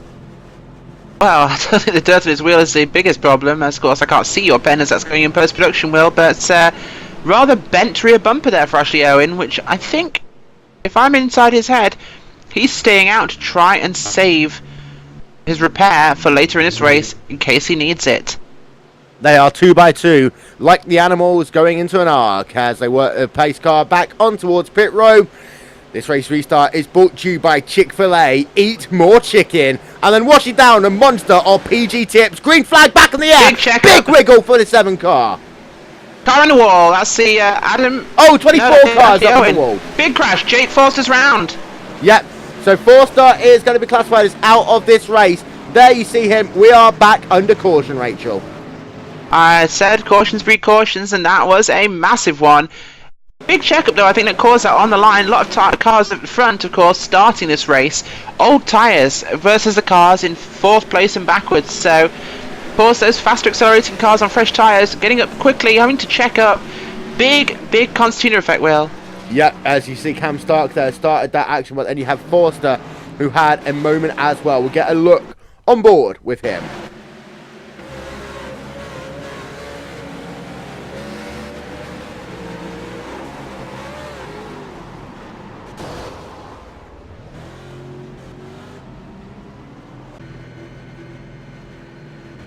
Yeah, not a good restart there, Will. Forster, he gets a bit too close to the back of Tremensky, has to check up because he has to check up for the cars in front. Mostly Ashley Owens in the lead, who gets just shuffled. Forster tipped around by, I believe, that is the,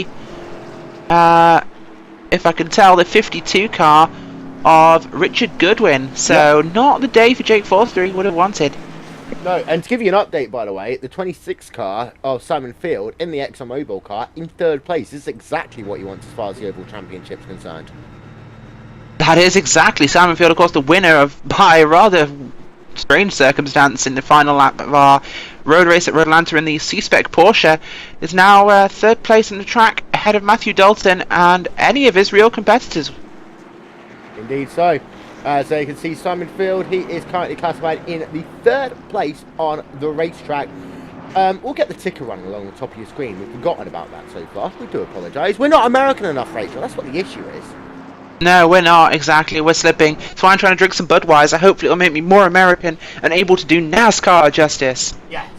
As I say, there you can see the guy who currently leads away. If this race is finished now, 25 laps in here at Texas Motor Speedway, well, that would be it. I do not think that will happen, Will, of course. Too many fast oval drivers are right behind him. And all it will take for Tremensky or Goodwin, especially Goodwin, if Goodwin can finish ahead of him by at least 1 position, he will take this championship. And ladies and gentlemen, there you can see Texas Motor Speedway. If you'd like me to just very quickly, there you can see it right there. It's 1.5 mile oval, and you say looking high above by our aerial coverage, brought to you by Goodyear. Everything that Goodyear learns of making tyres inspires to roll to... We start on again, Rachel. Everything that Goodyear learns to making tyres for the grueling demands of NASCAR, it rolls into yours. Goodyear, more driven. Are we feeling NASCAR enough yet? I don't know, it's the whole thing, cautions breed cautions, and I run out of stuff to talk about. Well, one of your favourite things, of course, is right now, which is a Rusty Wallace Classic. Yeah, of course, yes. So we've got Rusty Wallace, we've got that in. We've got, is there any sponsors we've forgotten about yet? Yes, we need to talk about Viagra. Of course, Viagra, one of the biggest sponsors. Of course, if you've never watched an NASCAR broadcast, you'll not really know this, but anyone who has will realise Viagra and other interesting, stimulating Cialis for daily use, basically. Products will, trying to find a PG way of saying this, other products of a similarly titillating nature will have an extraordinary amount of airtime on NASCAR ad breaks, which of course come very often. My favourite comment of which being, you have an erection lasting over 4 hours, seek medical attention. All I'm going to say to that is, oh my god. If you have an erection lasting more than 4 hours, congratulate yourself. At least you've been able to get it on. I think that's exactly what they'll be thinking. Let's do a PG version of the commercial, because the lights are still on top of the ISN.com and pace car. Okay, I'm even going to get some music. Yes, we are. Of course, never, folks, public safety announcement, never get Viagra stuck in your throat, you'll end up with a very stiff neck. Does your pee-pee only go in one direction? Does it not go up when you want it to go up, but always droops down? If so, go to the shop and buy a magical blue pill, which will make it better for you on the short term. If you'd like longer term relief, buy Cialis for daily use. Basically, you have to take it every single day, and it gives you horrible stomach pains, and basically makes you bloated and gives you wind, which means that just because you can get an erection, Your wife's not going to want to sleep with you anyway because you're making horrible noises and smell like crap. Oh, you really sell the product well. Sell this for daily use. Are we still under caution? I think we are. And now I know why Americans have so many ad breaks. We're going to have our own. Yes, we are. Simulated racing can be awesome, but it can also be kind of a free-for-all. Interestingly, auto racing faced the same problem in its earlier days. Whether it was on the back roads, the beaches, or the city streets, the racing was fun. But there was always a certain level of chaos and danger, until some folks came along and put some order to all of this. Stuff like official racetracks, regulations about weight and equipment, and enforcement of standards. That's what gave us high-speed excitement, fast-paced action, and photo finishes. That's when racing became racing. The guys over at iRacing.com have made the same transformation in the world of sim racing. Sure, they've got the most accurate tracks and realistic cars out there, but that's just the start. Yep, can't be bothered showing any more of that. Welcome back to race coverage here on RaceSpotTV for the second of today's races for the Club UK and Ireland Week 13 Championship, brought to you by Metro PCS. Metro PCS, they believe in the power of the period. Not even going to go near that one, Will. It's true, they do. They believe in the power of the period. Well, and here we are with a different period, the end of the safety period. Yes. So, end of our third caution here today. Is it third or fourth? Third caution, fourth caution. I lost count, Will. Yeah.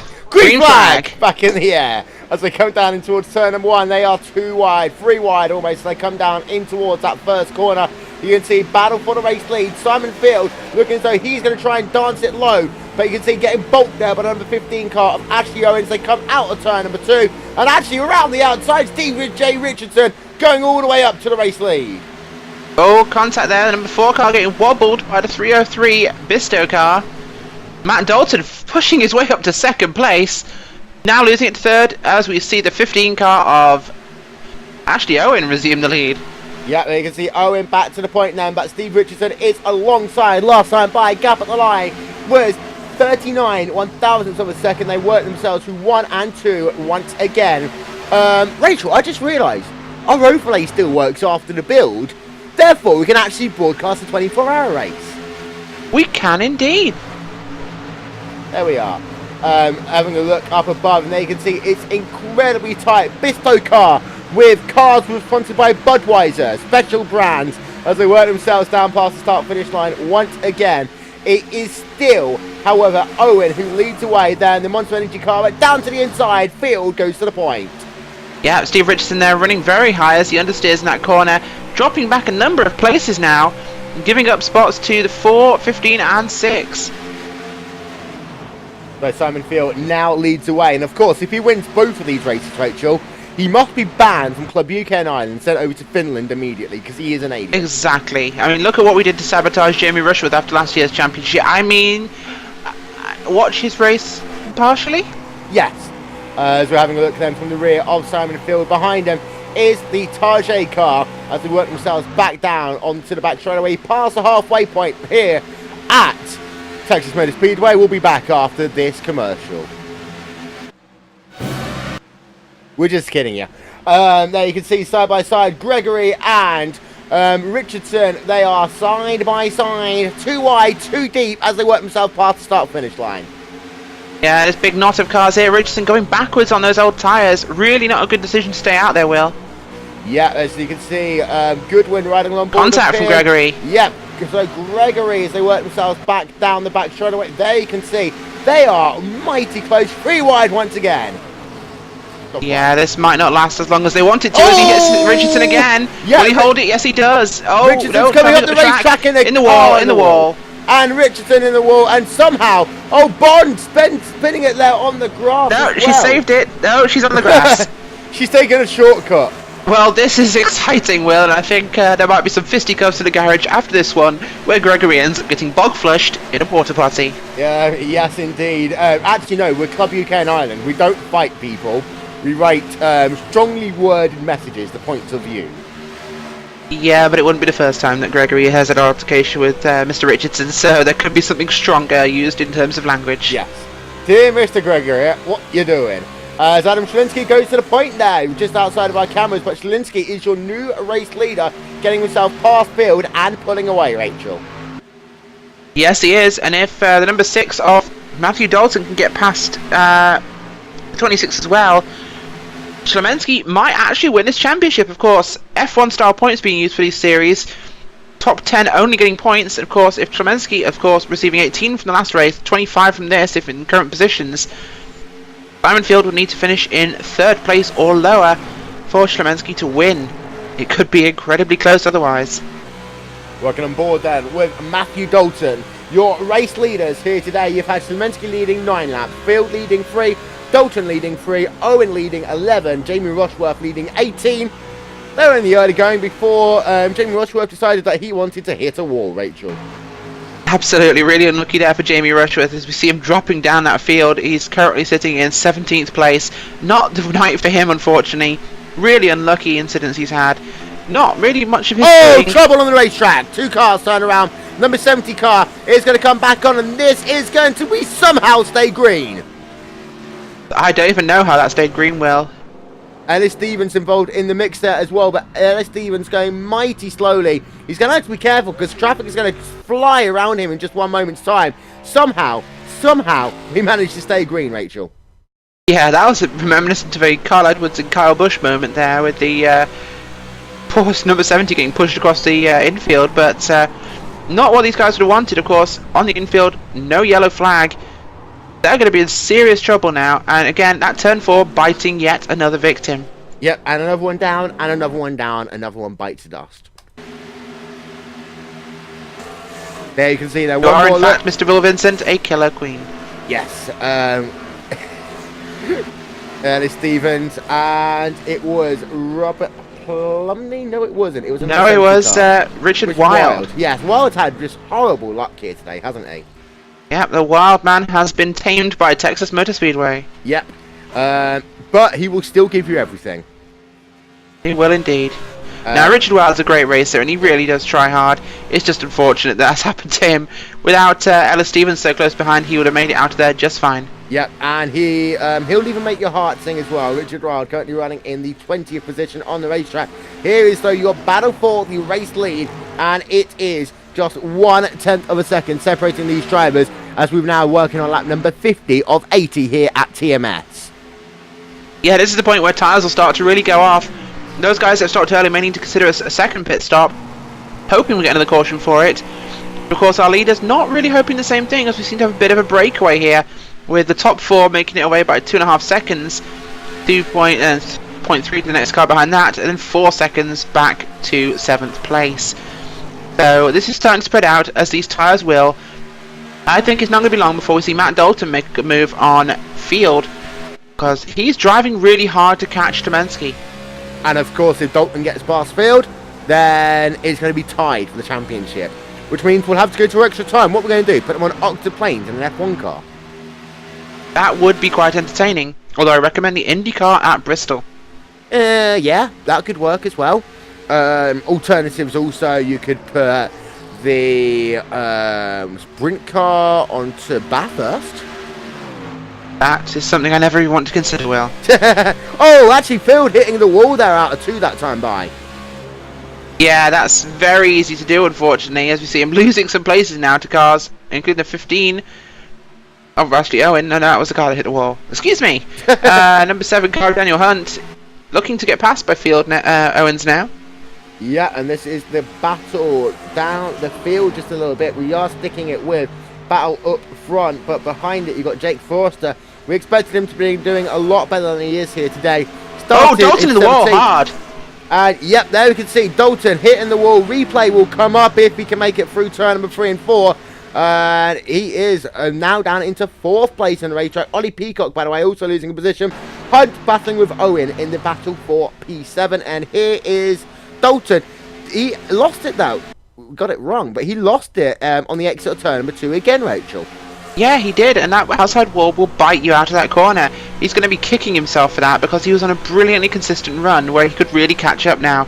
He's going to have to drive his ass off if he wants to get back towards the leaders, because right now it looks like Shlemensky and Field are going to make a breakaway. So let's get one more look at it then for Dalton as he works himself down in towards turn 1 and 2, out of turn 1 and 2, and you will see just about there, he hits the wall, which is that thing that runs along there.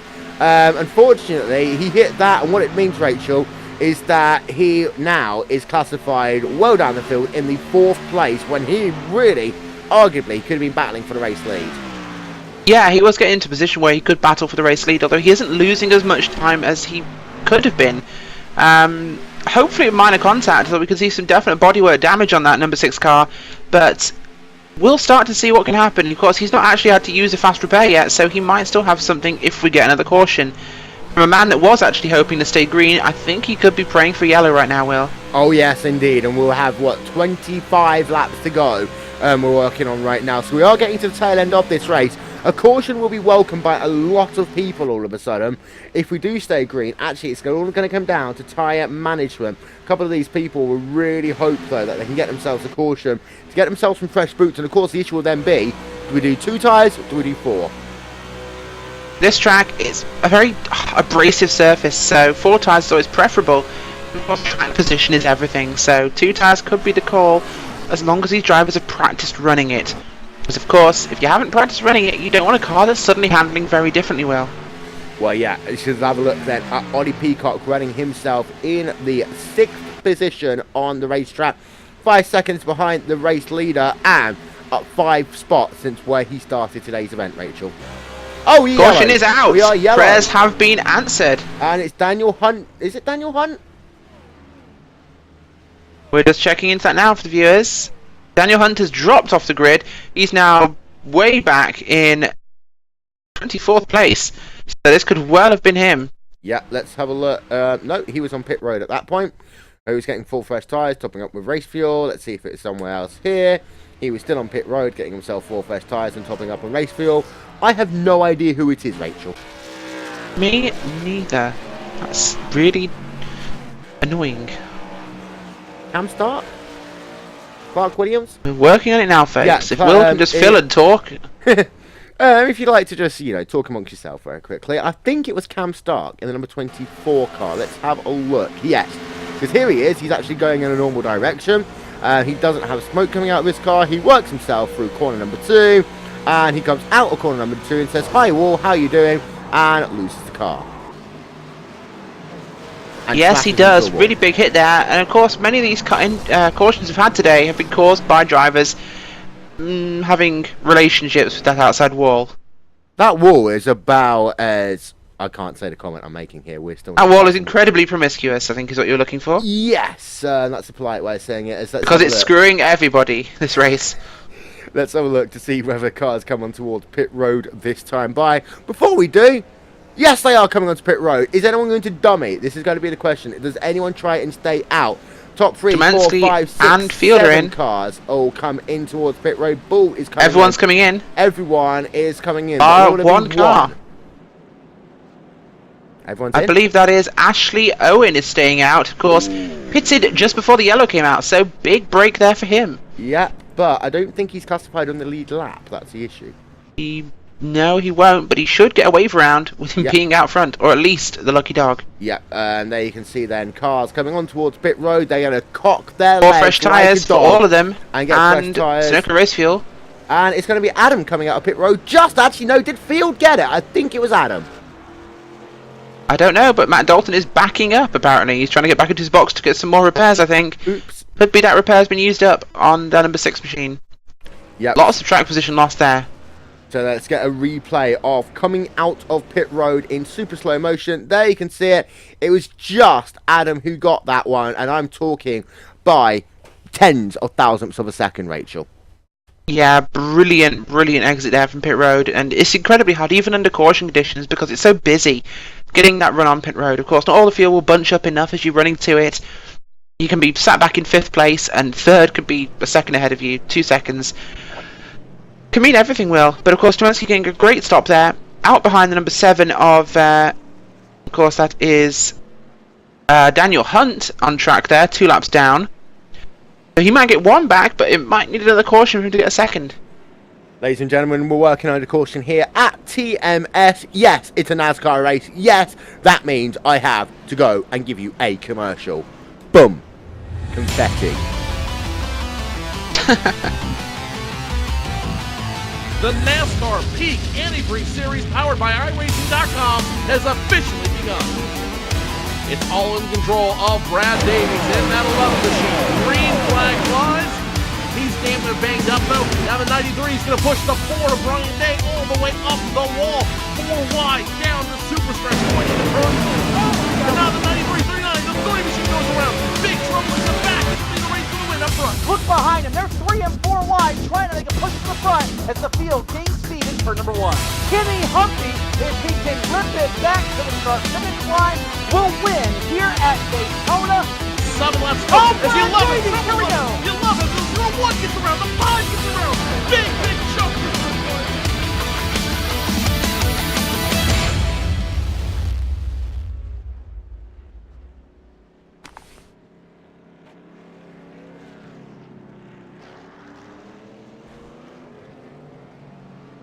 Ladies and gentlemen, welcome back to Texas Motor Speedway. It is time for 20 to go, presented by AT&T. The worst... 1 minute.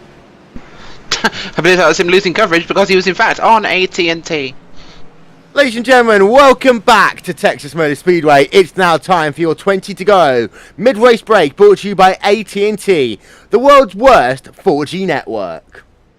So, as it stands right now, it does look as though timing and scoring have. Schleminski scored in the race lead. Second place is Field. Third place, Patterson. Jarrett in fourth. Benjamin Gregory rounds out your top 5. It's something along those lines, Rachel.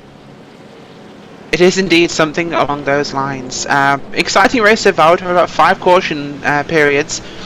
Various causes, but mostly single cars, apart from one massive screw-up on the restart even. Yep. Leading to a multi-car wobble fest.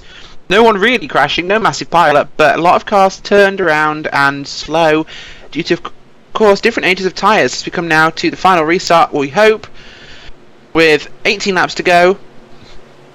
Boogity, boogity, boogity. Let's get I the was Fox going one to in, shall say we? exactly the same thing. Let's crank it up. Boogity, boogity, boogity. Let's go UK and I racing, boys. Okay, ladies and gentlemen, let's crank it up as we work here at Texas Motor Speedway. Crank it up, I've missed those. Yeah, so have I.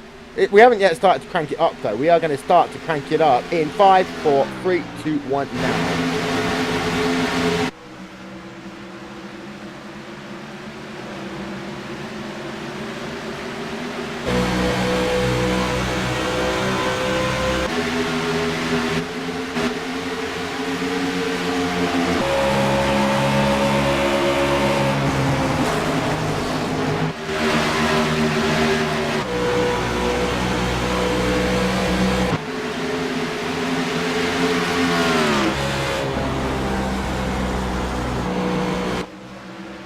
Okay, that's enough. Crank it up, otherwise you guys will become way too American. We've got now just about 16 laps to go here at TMS. Wolverhampton along with Rachel Whiteford.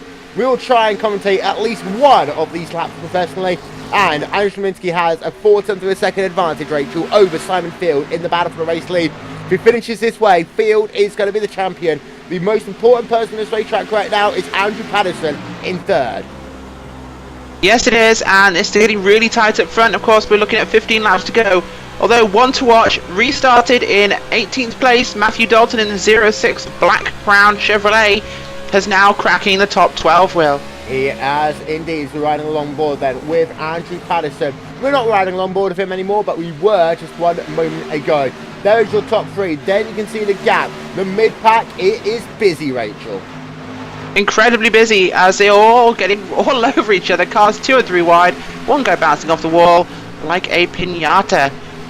Yeah. 52 and 85 very close together. Of course, that is Richard Goodwin and Richard E. Baker on track there. Battling over that 5th position. Of course, the new iRacing overlay is awful. And it's very hard to quickly see who's in what position. I've not actually even looked at it yet, so I don't know. It's appalling, Will. Well, it's a good job that I don't use that. I use something else, isn't it? It is, yeah, it is. Unfortunately, I have to. Anyway, yeah. we have Jamie Rushworth recovering very well. He's back up to 8th place in the racetrack after that appalling start, dropping as low as 20th race. But a ailing Richard Goodwin, who's slipping back just like his chances for this title after his 2nd place finish at Atlanta Motor Speedway, Road Atlanta road course, where he finished 2nd. He would have needed to have beaten Simon Field to take this championship, but he won't, as Jamie Rushworth bumps into the back of John Jarrett. Oh, and punching the entire field of Laura Bond in the wall. Yeah. So Bond, big check up as Matt Dalton. Yeah, Dalton makes a big advance here as he sneaks past the pair of them. Wow. And there you can see them battles on the racetrack. Laura Bond, we'll get ourselves a replay of that because we're nice to you. And here's the replay graphic, Rachel. And now the replay. Down and towards turn number 1 and 2 then for Laura Bond. This is where it happened, as you've got the check up, which pushes her up high, coming out the corner. Boom, confetti. Boom, confetti indeed, Will. Let's go back to live coverage then, because it's Field about 2 tenths of a second back from Szymanski. Patterson 2 tenths of a second back. Is a wiggle there for Simon Field. This is going to allow Patterson right up behind. We're going to have ourselves 10 laps to go, this time behind Rachel. Pressure potentially for Field as Patterson hits the wall. Yeah, not as much pressure as he might have wanted to put on him, as he there loses a lot of time on track. Simon Field looks like he might be in a position to pass Szymanski and clean sweep this night. Well, indeed, and of course if he does that, he moves to Club Finland as part of his winning package. So Szymanski leads from Field, and Patterson, Gregory and David E. Baker are your top 5. We've got ourselves now 9.5 laps to go. They continue to turn left, they continue to go straight, but Rachel, they continue to do it all at incredibly high speeds. Yeah, they do. I mean, David Baker there in the wall, the doctor in need of some medical attention, I think. That car not in a good shape. No, as you can see, the number 85 Texaco Haveline car. Texaco Haveline was a sponsor of Formula 1 between 1997 and 2000. Jarrett, he's turned, he's in the infield. Yeah, he's going to come back at the track, Will. This could be a big one if he can't control it. He's trying to control it up the grass, up the grass, up the grass, onto the racetrack, saves it. Oh, impressive driving there from John Jarrett. Brilliant recovery. That could have been massive. Let's get our replay then. On board with Mr. John Jarrett. Hits the wall, comes onto the grass, and look at this save, Rachel. That's brilliant. He hits Matt Dalton as Dalton kind of pushes his way past quite aggressively. And he's turning to the right. He's going to come back up on track, but he manages to control that on the grass. Re-enters safely. Brilliant driving there from John Jarrett. He loses a lot of places, unfortunate, but what a save. I'll tell you what, he has learner stickers on the side, on the back of his car. I think he can take them off now, because that was a great save by him. Yeah, if anyone doesn't deserve to wear that, it's him. Yeah, so there we are. Another replay up on your screen. That one is over. Let's go back to live coverage. Simon Field is actually... Oh, we have a crash here. 002. Yep. Chris Bull. So let's have a look at him. There you can see... Involuntary trip to pit road. Yeah, he is on pit road right now. It's time for a replay. This replay is brought to you by Metro PCS. They believe in the power of the period. Also, big crash there for Matt Dalton. He's been in the wall heavily and he's parking his car. Yeah, so let's try and see one with Dalton now. Unfortunately, we have just lost access to all of our cameras, so we're going to go back to live coverage here. There is Szymanski. He's got himself a 1/10 of a second gap right now over Simon Field. Battle for the race lead. 5 to go this time by. Can Field make it a clean sweep? Let's see if he can. I think if anyone can manage it tonight, it's him. Well, because with their Goodwin turned Dalton across his nose. Let's be honest, Rachel. I'm just going to go back to your point. If anyone can do it, he's the only person that can get the clean sweep. Well, you know, it sounds more dramatic if I say if anyone can do it, he can. If I say if only one person can do it, it's him because he's the only person that could do it. You are the chosen one. It sounds a little boring, doesn't it? Yeah. Well, yes. Use the Schwartz, Simon Field. Use the Schwartz. So we have Ellis Stevens, Luke Ridgway going side by side. PG Tips and a hallucinogenic car. You never That is know not a fun mix. When you mix PG Tips with oh, big track up there with Laura Bond diving to the inside of the 80 of Ridgway and Richardson. So basically, the tea was nearly spilt. It really was. Laura Bond going down to the inside, not able to make it happen. Luke Ridgway remains in position for the time being. They are side by side. 4 laps to go here at Texas Motor Speedway. And for a moment, we almost had psychedelic things with PG Tips and Toys R Us. Rachel, really, I'm going to have to make a Jimmy Savile joke if I continue on that thing. Yeah, it would be almost unavoidable. I mean, psychedelic tea at Toys R Us just sounds like something your parents would want to do to avoid having to see all the toys and dealing with screaming children. Yeah. I mean, they should really do that. The Toys R Us cafe should offer LSD-laced cups of tea to parents. It would make things a lot better for shopping. Short, fast-acting, short-term, of course. They only last about an hour. But then when the time Remember, gets to kids, the car park, they're fine again. Yeah. Yes, exactly. Remember, kids, do not drive on LSD. The pink elephant is not really there. Yes. In fact, just don't take drugs. We're supposed to say. 3 laps Don't drink and drive. Take drugs and fly. Yes. 3 laps to go here at TMS. 2 laps to go. They will see the white flag this time by, working along board with Andrew Patterson as they work themselves through turn number 1 and 2. He has been able to catch up to the rear despite making contact with the wall. You can see actually a little bit up high there, almost making contact with Simon Field with the walls. They work themselves down towards turn number 3 and 4. Patterson goes down to the inside. If he can make it stick, then this will be a tied championship. They work themselves out of corner number 4. This time by, white flag in hand, 1 more lap to go. We could be heading for overtime, Rachel. We could indeed. This will be a dramatic change of events, of course, with using the F1 point system. This would put in the current finishing positions, we would have 25 points from the first race for Field and a maximum of 18 points, I believe, for this race, which would be 43. Szymanski, of course, scoring 18 in the first race, and 25 would equal a tied championship. This would be a dramatic turn of events, of course.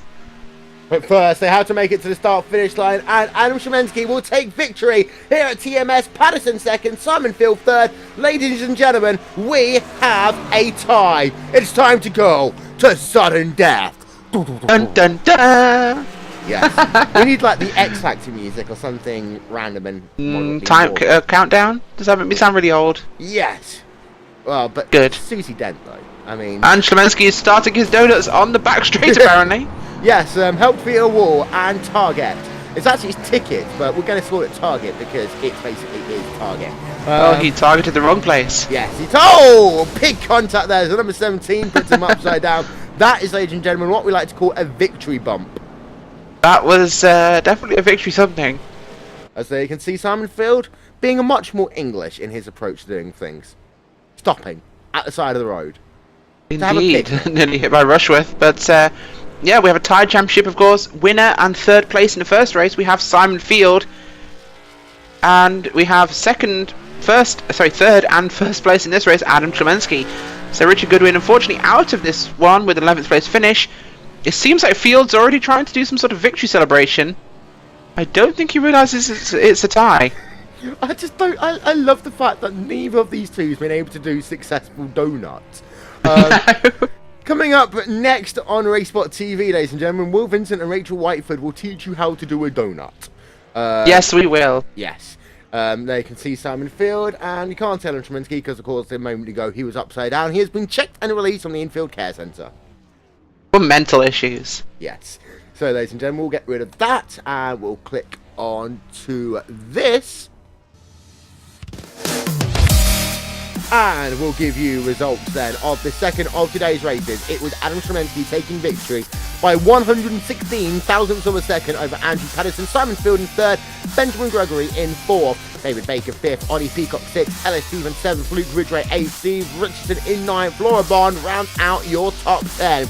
Rachel, I'm going to do the next one without taking a breath. You ready? What am I doing next, sorry? No, I'm doing this. In 11th place, Richard Goodwin. 12th place, Richard Wiles. 13th place, Martin Green. 14th, Stuart from 3. 15th, Robert Plumney. 16th, James Forrester. 17th, Jamie Westworth. 18th, James Short. 19th, John Jarrett. And 20th is Daniel Hunt. Following them from 21st place is Chris Bull, then by 22nd Matthew Dalton, 23rd Ashley Owen, 24th Cam Stark, 25th is Clark Williams, 26th Neil Thompson, Ryan Littlemore following up in 27th place, and last place Michael A. Jones. There we are, there's your results. We have a tie. We'll be back after these messages and a word from your local station. You are watching RaceSpotTV from Texas Motor Speedway.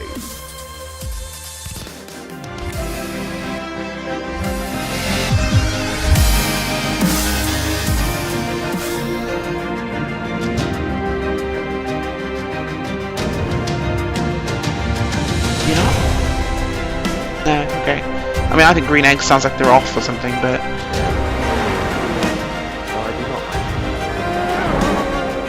I don't really understand Dr. Seuss, so that's lost on me, I'm afraid.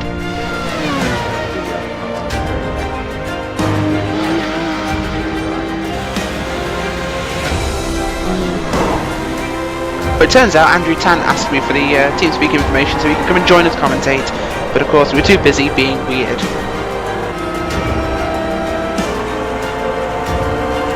I assume we're still on air. Yeah, we're being weird on air. Woohoo! Tell Will the ad break sponsor laps were great. Yes, I think they were. There you go, folks. RaceSpotTV doing NASCAR better than NASCAR. I think we should be given the exclusive contract for the entirety of the Sprint Cup series for next year. Yeah. I think it'd be much more entertaining, wouldn't it? I don't think it would be, and huge. Of course it would be. I mean, who could commentate NASCAR better than a black man and a woman? You know, it's just like the ultimate redneck experience, folks. Open your eyes to a whole new... It'd be fine until they do the shot of us in the room. Yeah. Then they'd kind of lose their crap. Of course, we do have one man of colour in the commentary.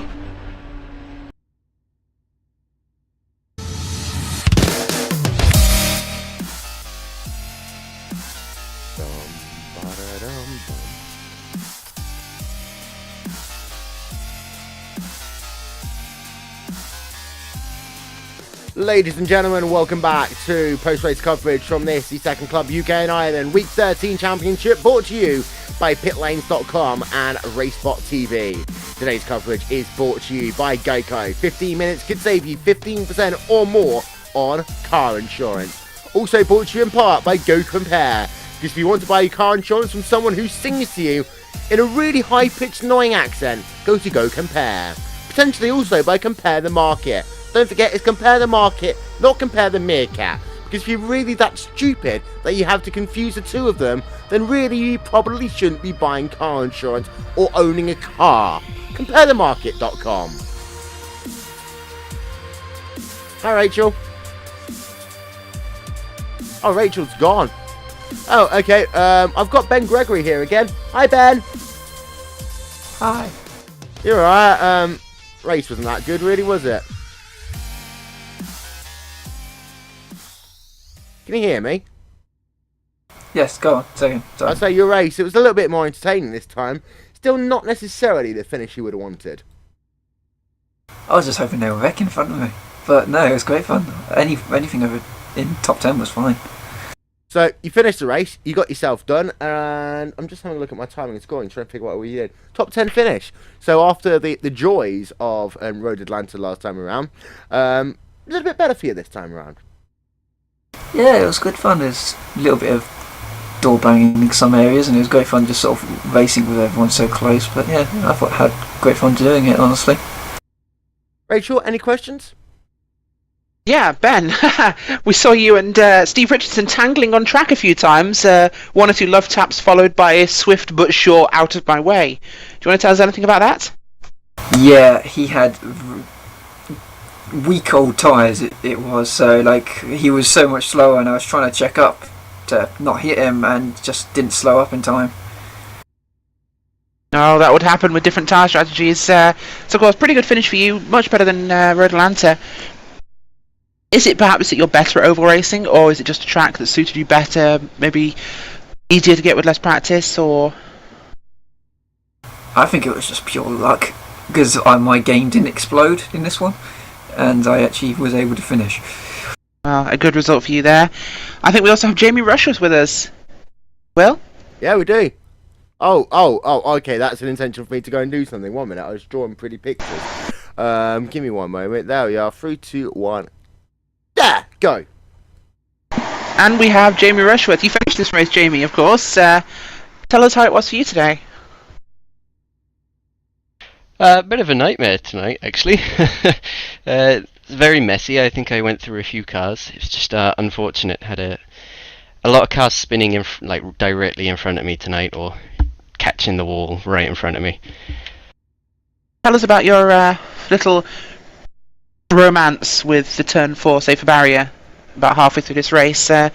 You were running so well, you were in the top 3 cars, and then all of a sudden, boom, confetti. Yeah, that one's a little bit embarrassing. I think I just lost concentration because of all the yellows. Just lost my rhythm a bit, and yeah, just into the wall from the lead. Believe me, you're not the only man to make advances towards the turn 4 safer barrier. It was rather promiscuous tonight. Now, unfortunate race, but you did manage to pull it back somewhat towards the end, and a good recovery, I think, from the incidents you did have. Yeah, I mean, I finished, which was that's what I aimed for. So I can't complain. It was good fun tonight, anyway. Yeah, of course, good. Clean racing as always in the UK nightclub. Quite a few cautions, but not as many multi-car pilots, I think. No, most of the cautions were like one or two cars getting into each other. Nothing massive. So as we've run the numbers, it seems that the championship is in fact tied between Simon Field and Adam Klemensky. So theoretically, you're still the champion because there isn't a new one. Yeah, I'll take that.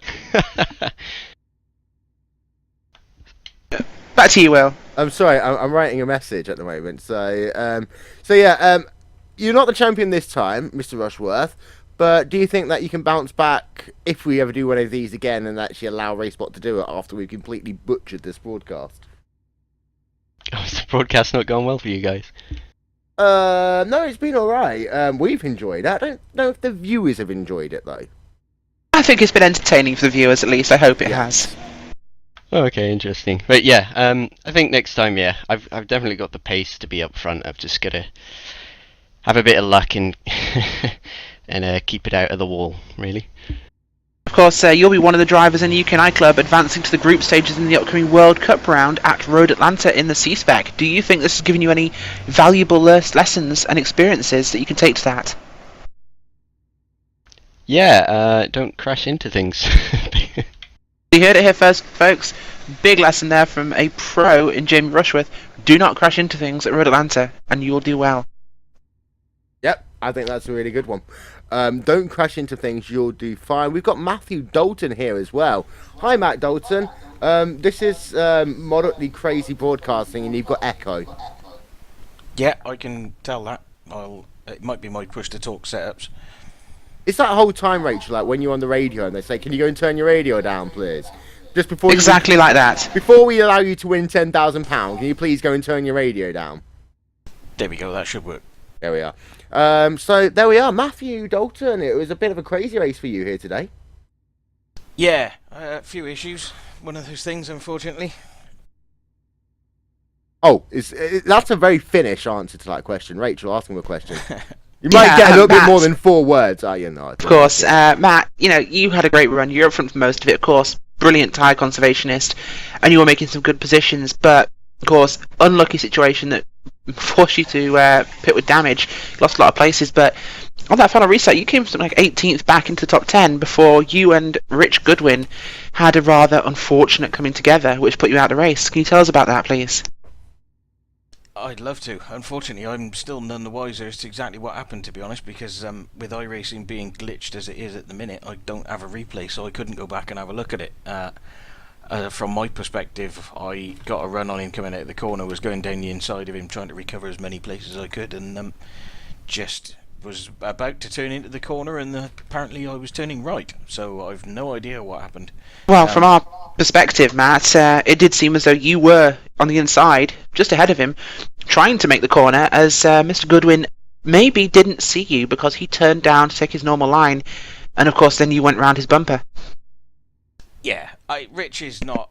He's not a guy you'd have any problems with racing with normally, so I'm not going to blame him in any way, shape or form. He's a good guy and I get on well with him, so it's one of those things that happens. But I was having to fight like hell to recover because basically I've had some issues after the one caution we were up front running away quite nicely. We had the throttle decided to keep sticking open on my club sport pedal, so I was a bit of a passenger when I hit the wall. There's not an awful lot I could do about it. Yeah, that was an unfortunate turn of events for you, although not the first time you've had problems with your pedal sticking. Let's not remember Mid-Ohio in the IndyCar earlier this season. You had the same sort of problems, but still, decent recovery from you, and unfortunately not the turn of events you wanted. But of course, as you're one of the organisers for this race, how is it going to change now? Because, of course, we have a tie between Simon Field and Adam Clemensky, first and third, alternately in both races. Honestly, I'm not sure. Get them onto oxyplanes in the F1 car. Yeah, I think we could do that, or I think what we'll probably do for the purposes of this is we'll go back to either who led the most laps or who's got the... Oh, that's not fair, though. We want a final decider. No, because if you go back to laps led, then the issue of it is that you have more laps in the oval race than you do. Therefore, you're putting an unfair weighting on the oval. We could do it as a percentage.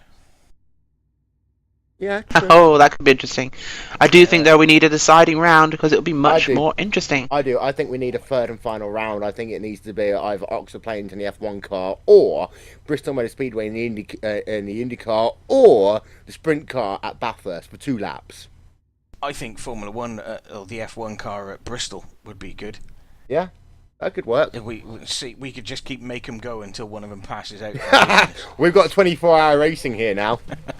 Who wants it more, boys? 25-hour session.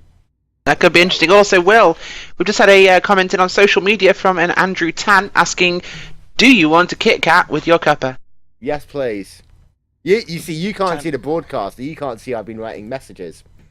No, I cannot, in fact. Tanter's been sat in mumble, bless him, squeaking and getting all excited about the broadcast all the way through the race. I wish he'd kind of cut it out, to be honest, because he's trying to race at the time. But Aww. he loves it. Yeah, it's been a certainly exciting night for us here in the booth. I think we've had a lot more fun than a few of the drivers on the track tonight. Yes, that is a true story. Don't forget, ladies and gentlemen, today's broadcast has been brought to you by many people. I can't be bothered to go through them all again. But if you do have an erection lasting more than 4 hours, go and see a doctor so that they can give you a high five. There you go, folks. Good night and thank you. Whoa. Are we actually going to just end the broadcast like that? That's pathetic, Why not? Rachel. Ugh. Go on then. So, ladies and gentlemen, thank you very much for being a part of our broadcast here today for the Club UK and Ireland Week 13 Championship. When after over 2 hours of racing, we don't have a winner, so we have nothing to report to you. Thank you very much to everyone who's checked us out. Congratulations to the winners of both of the races. We'll get you a 25-hour race at Bristol Motor Speedway in the F1 car coming up soon. In the meanwhile, your other alternative is to basically find neutral territory, aka Switzerland, 10 paces, turn and fire, or penalties. This has been a RaceSpotTV presentation of the Club UK and Ireland Championship here on RaceSpotTV, brought to you by pitlanes.com. Hashtag Tantlove. We'll talk to you next time. Bye-bye.